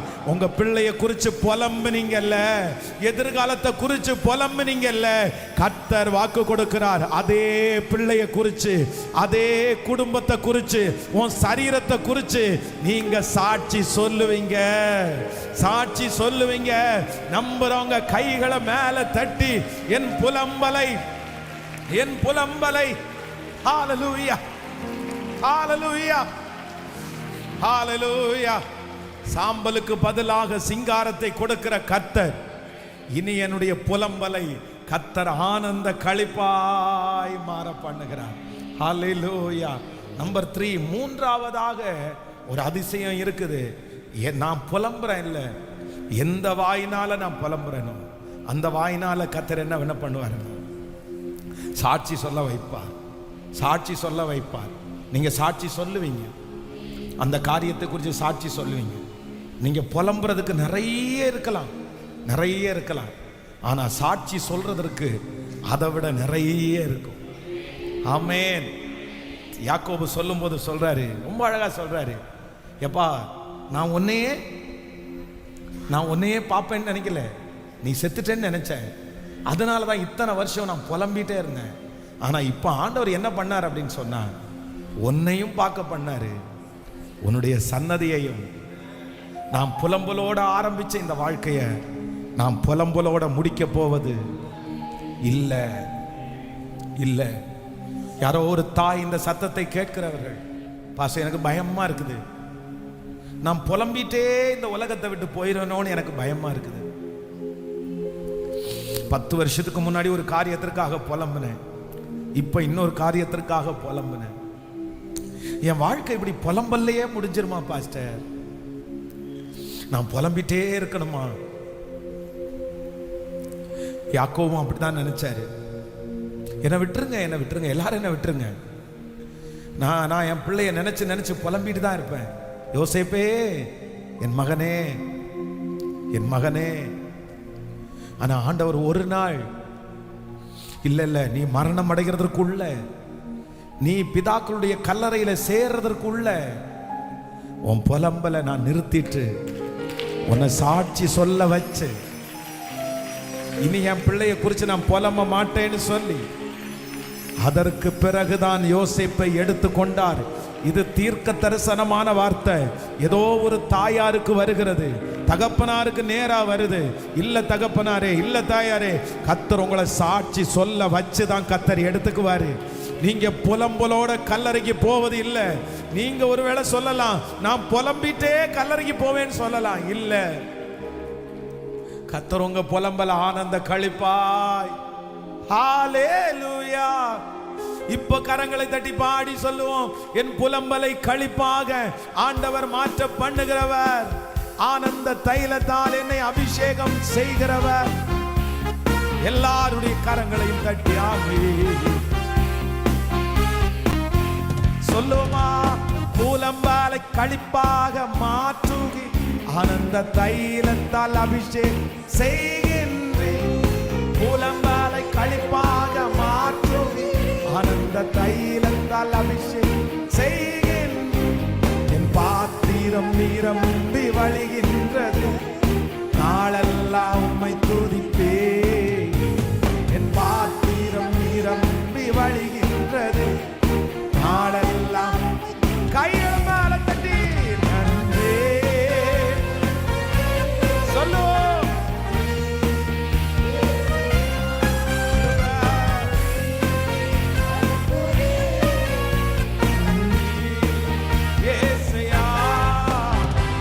வெட்கப்பட்டு போவதில்லை, ஒரு நாளும் வெட்கப்பட்டு போவதில்லை. சொல்லுங்க, வெட்கப்பட்டு போவதில்லை, ஒரு நாள் வெட்கப்பட்டு போவதில்லை. திரும்ப அறிக்கை செய்து, எனக்கு விரோதமாய் எழும், ஆனாலும் என்னை மேற்கொள்ள முடியாதே. என்னை மேற்கொள்ள முடியாது, என்னை காத்திட உன்னோடு இருக்கின்றார். என் தலையை உயர்த்திடுவார். என்னை காத்திட என்னோடு, என் தலையை உயர்த்தி கைகளை மேல தட்டி நன்றே இயேசுவா, நன்றே தகப்பனே. சொல்லு, வெட்கப்பட்டு போவதில்லை, ஒரு நாள் வெட்கப்பட்டு போவதில்லை. வெட்கப்பட்டு போவதில்லை, ஒரு நாள் வெட்கப்பட்டு போவதில்லை. ஹalleluya. நான் ஆராதிக்கிற தேவன் என் புலம்பலை ஆனந்த களிப்பாய். என் புலம்பலை, என் புலம்பலை எல்லாரும் அறிந்த என் புலம்பலை, யாரும் அறியாத என் புலம்பலை, என் சிந்தைக்குள்ள ஓடிட்டே இருக்கிற புலம்பலை, என் இருதயத்துக்குள்ள ஓடிட்டு இருக்கிற அந்த புலம்பலை ஆனந்த களிப்பாய், ஆனந்த களிப்பாய். நான் இனி புலம்ப போறது இல்லை. கர்த்தர் என் புலம்பல ஸ்டாப் பண்ற நாள் சீக்கிரமா வரப்போகுது. நான் இனி புலம்ப மாட்டேன். கர்த்தர் அந்த சூழ்நிலையை மாத்த போறாரு. கர்த்தர் அந்த சூழ்நிலையை மாத்த போறாரு. என் குடும்பத்தை கர்த்தர் மாற்ற போறாரு. நான் எந்த காரியத்தை குறித்து இன்னைக்கு புலம்பிட்டு இருக்கிறேனோ அந்த காரியத்தை குறித்து நான் சாட்சி சொல்லுவேன், சாட்சி சொல்லுவேன். எனக்கு ஒரு சமாதானத்தை கர்த்தர் தர போறாரு. என் புலம்பல கர்த்தர் கேட்டுட்டாரு. என் வார்த்தை அவருடைய சமூகத்துல போய் எட்டிருச்சு.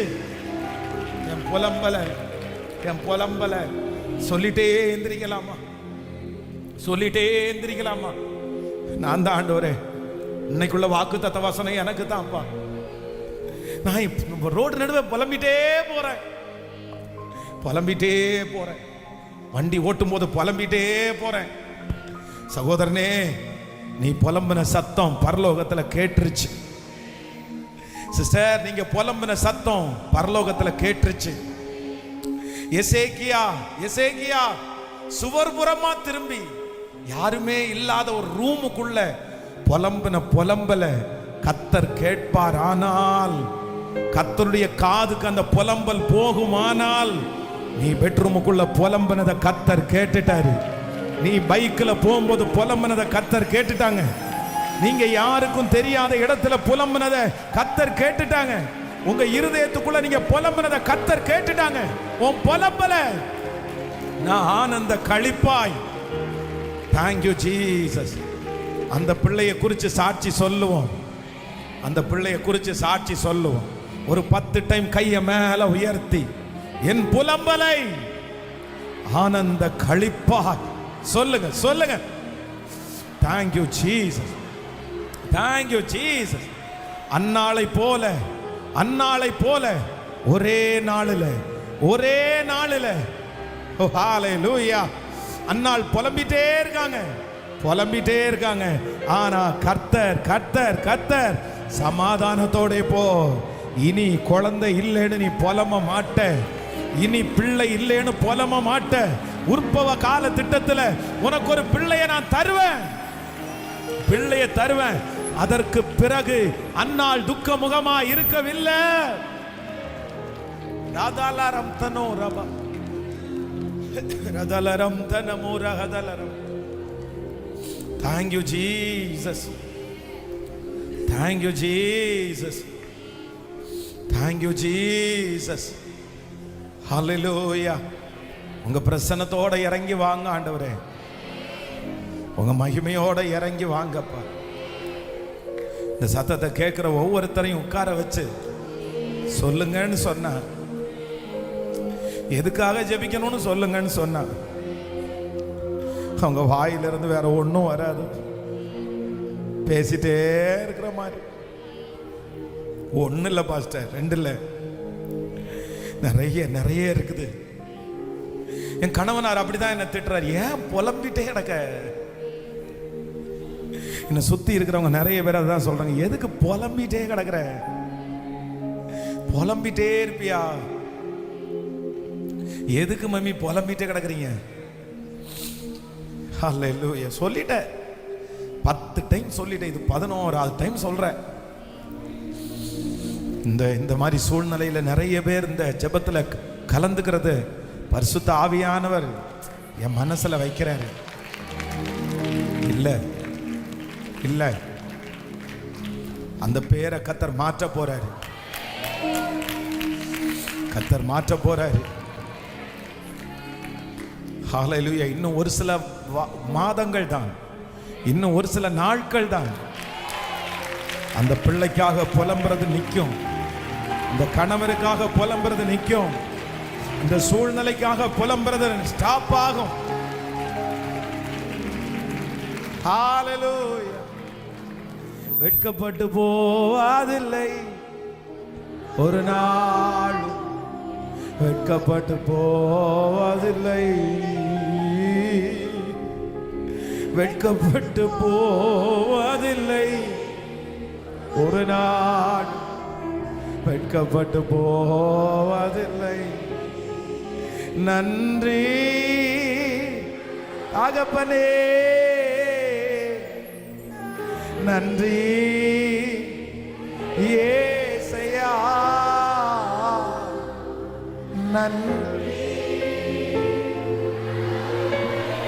ஹல்லேலூயா. இயேசையா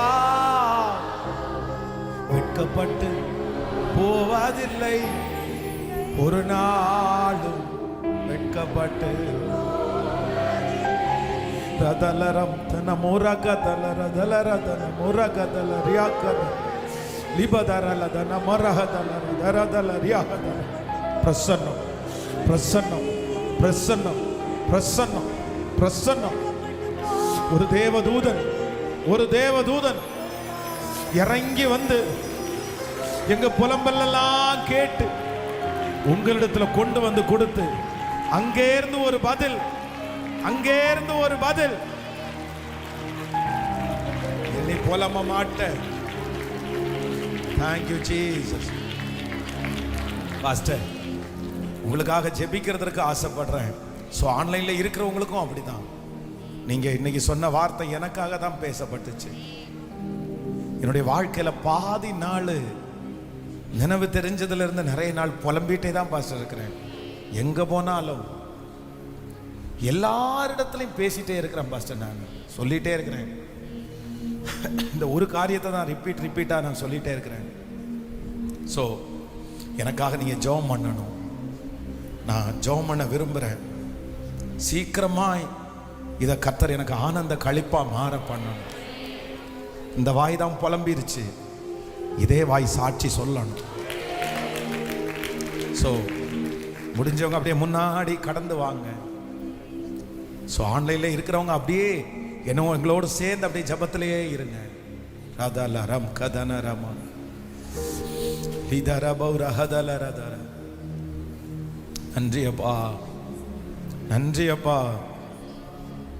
நன்றி அப்பா, நன்றி அப்பா, நன்றி அப்பா. இன்னைக்கு கர்த்தர் பேசின வார்த்தை எல்லாமே எனக்காக தான் பாஸ்டர். நான் தான் ரிப்பீட்டா புலம்பிட்டே இருக்கிறேன், புலம்பிட்டே இருக்கிறேன். வேற ஒண்ணுமே நான் பேசுறதே இல்லை பாஸ்டர். நான் திரும்பி பார்த்தா எதை குறிச்சும் நான் பேசுறதே இல்லையே. ஒரு சந்தோஷமான காரியத்தை குறித்து நான் பேசுறதே இல்லை. ஒரு சிரிச்சிட்டு நான் பேசுறதையே மறந்துட்டேன். ஆனா எப்ப பார்த்தாலும் என் வாயில ஸ்டார்ட் பண்ணாலே இதே தான் பேசுறேன். என் பையன், என் பொண்ணு, என் குடும்பம், கடன், பிரச்சனை, வியாதி, இதே தான் நான் பேசிட்டே இருக்கேன் பாஸ்டர். ஒருத்தங்களோட சேர்ந்து ஒரு 10 நிமிஷம் ஜாலியா பேசலான்ற அந்த நேரத்தை நான் நினைச்சு பார்த்தா ரொம்ப குறைவு.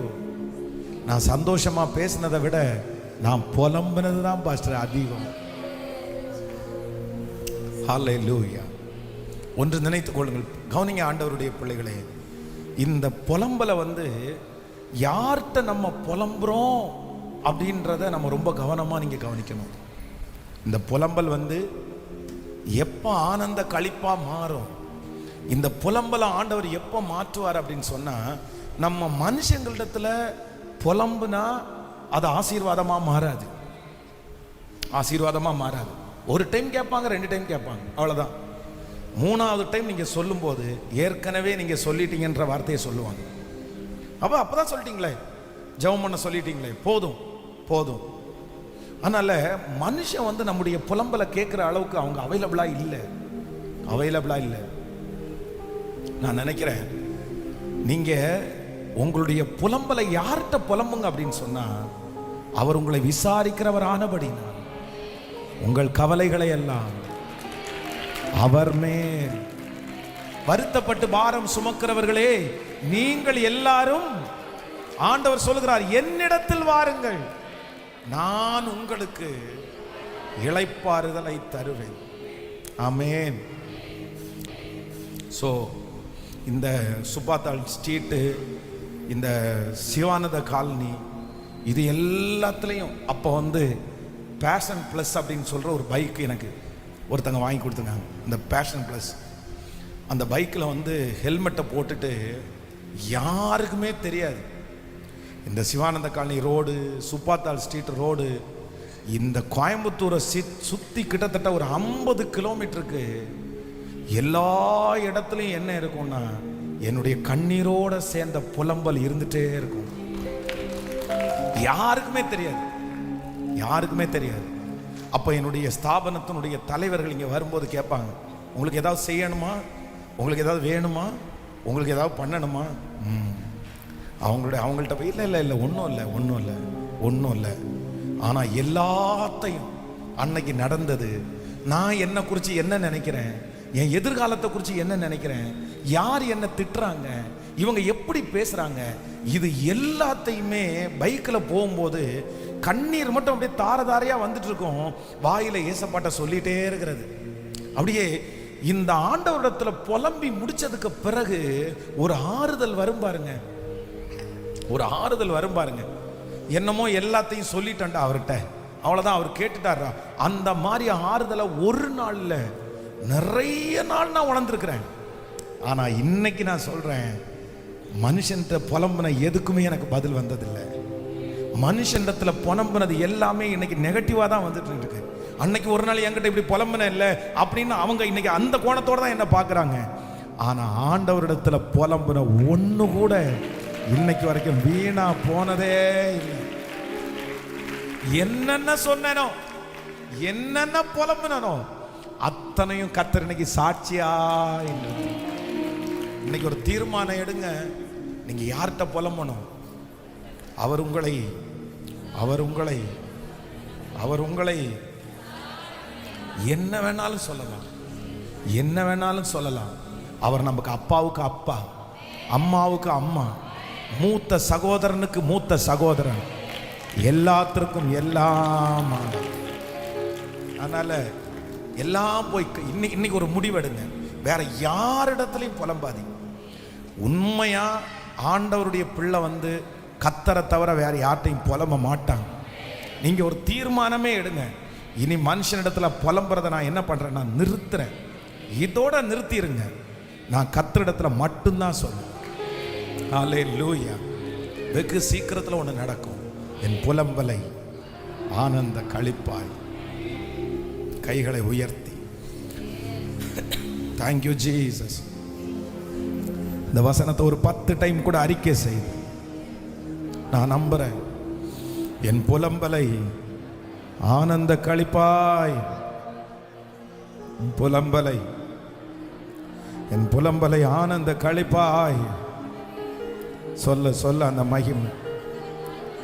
எல்லாரும் சத்தத்தை உயர்த்தி நான் சாட்சி சொல்லுவேன். கர்த்தர் என்ன சாட்சி சொல்ல வைப்பாரு. கர்த்தர் என்ன சாட்சி சொல்ல வைப்பாரு.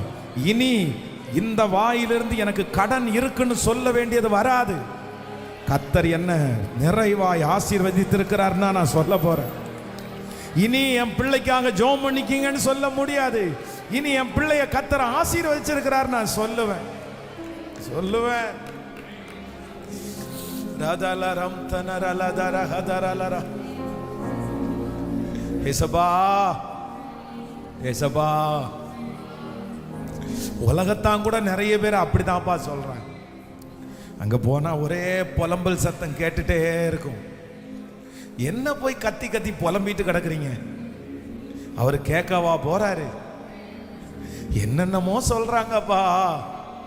என் பிள்ளை ஜெப அறைக்குள்ள அந்த புலம்புற சத்தத்தை கேட்டு கிண்டல் பண்றவங்க எத்தனை பேரு.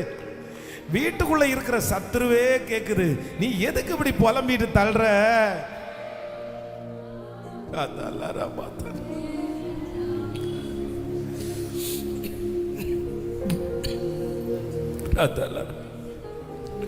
அந்நாளுடைய இருதயத்தில் இருக்கிறதெல்லாம் கொட்டிட்டான். ஆனா அன்னைக்கு ஒரு வார்த்தை சொன்னீங்கல்லப்பா, நீ சமாதானத்தோட போ. இனி நீ புலம்ப வேண்டியது வராது. உன் ஜெபத்தை நான் கேட்டுட்டேன், உன் வார்த்தையை நான் கேட்டுட்டேன். இப்போ இன்றைக்கு இந்த 19வது நாள் அப்படி ஒரு வார்த்தை என் தாயாரை பார்த்து, என் தகப்பனாரை பார்த்து, என் பிரதரை பார்த்து, சிஸ்டரை பார்த்து இப்ப சொல்லுங்கப்பா, இத்தனை நாள் புலம்பின அந்த காரியம் இன்றைக்கு முடிவிற்கு வரட்டும். இன்றைக்கு முடிவிற்கு வரட்டும். உங்க வார்த்தை உண்மை, உங்க வார்த்தை சத்தியம், உங்க வார்த்தை நிலைச்சு நிற்கும். உங்க பிள்ளைகளை மனதார நான் ஆசீர்வதிக்கிறேன். இந்த 100 நாட்களும் நீங்க எங்களை அப்படி சொல்லி தேற்றிட்டே இருக்கணும். கோசேன் நாட்டில் குடியிருந்த ஜனங்களுக்கும் எகிப்தியருக்கும் ஒரு வித்தியாசம் உண்டானது போல இந்த ஜெபத்தில் கலந்து கொண்ட பிள்ளைகளுக்கும் கலந்து கொள்ளாதவர்களுக்கும் ஒரு வித்தியாசத்தை நாங்க பார்க்க போகிறதற்காக ஸ்தோத்திரம். மனசார உங்க பிள்ளைகளை ஆசீர்வதிக்கிறோம். திருச்சபையில் நிற்கிறவங்க பிள்ளைகளை ஆசீர்வதிக்கிறேன். வெளியூர்ல இருந்து வந்த பிள்ளைகளை ஆசீர்வதிக்கிறேன். இந்த சத்தத்தை லைவ்ல கேட்டுட்டு இருக்கிற பிள்ளைகளை ஆசீர்வதிக்கிறேன். இந்த சத்தத்தை கேட்கிற ஒவ்வொருத்தரையும் ஆசீர்வதிக்கிறேன். உங்க பாதத்தை முத்தம் செய்யும் ஐயா. இந்த 100 நாள் ஜெபம் முடிகிறதுக்குள்ள எங்க திருச்சபையினுடைய இடத்திற்காக வாங்கப்பட்ட அந்த கடனை கட்டி முடிக்கிறதற்கு ஒரு உதவியை நீங்க அனுப்பணும். நீங்க உங்க பொக்கிஷ சாலையாகிய வானத்தை நீங்க திறக்கணும். திறந்துருங்கப்பா. உங்க கிருபை தாங்கட்டும். இயேசுவின் மூலம் ஜெபம் எடுக்கிறோம் நல்ல பிதாவே. என் ஆத்துமாவே கர்த்தரை ஸ்தோத்திரி, என் முழுமே பரிசுத்த நாமத்தை ஸ்தோத்திரி. என் ஆத்துமாவே கர்த்தரை ஸ்தோத்திரி, கர்த்தர் செய்த சகல உபகாரங்களையும் மறவாதே. நம்முடைய ஆண்டவராகிய இயேசு கிறிஸ்துவின் கிருபை, பிதாவாகிய தேவனுடைய அன்பு, பரிசுத்த ஆவியானுடைய அந்யோன்ய ஐக்கியம் நம்மனையரோடும் இன்றும் என்றும் சதா காலம் கூட இருப்பதாக. ஹல்லேலூயா, ஹல்லேலூயா, ஹல்லேலூயா. ஆண்டவர் உங்களை ஆசீர்வதிப்பார்.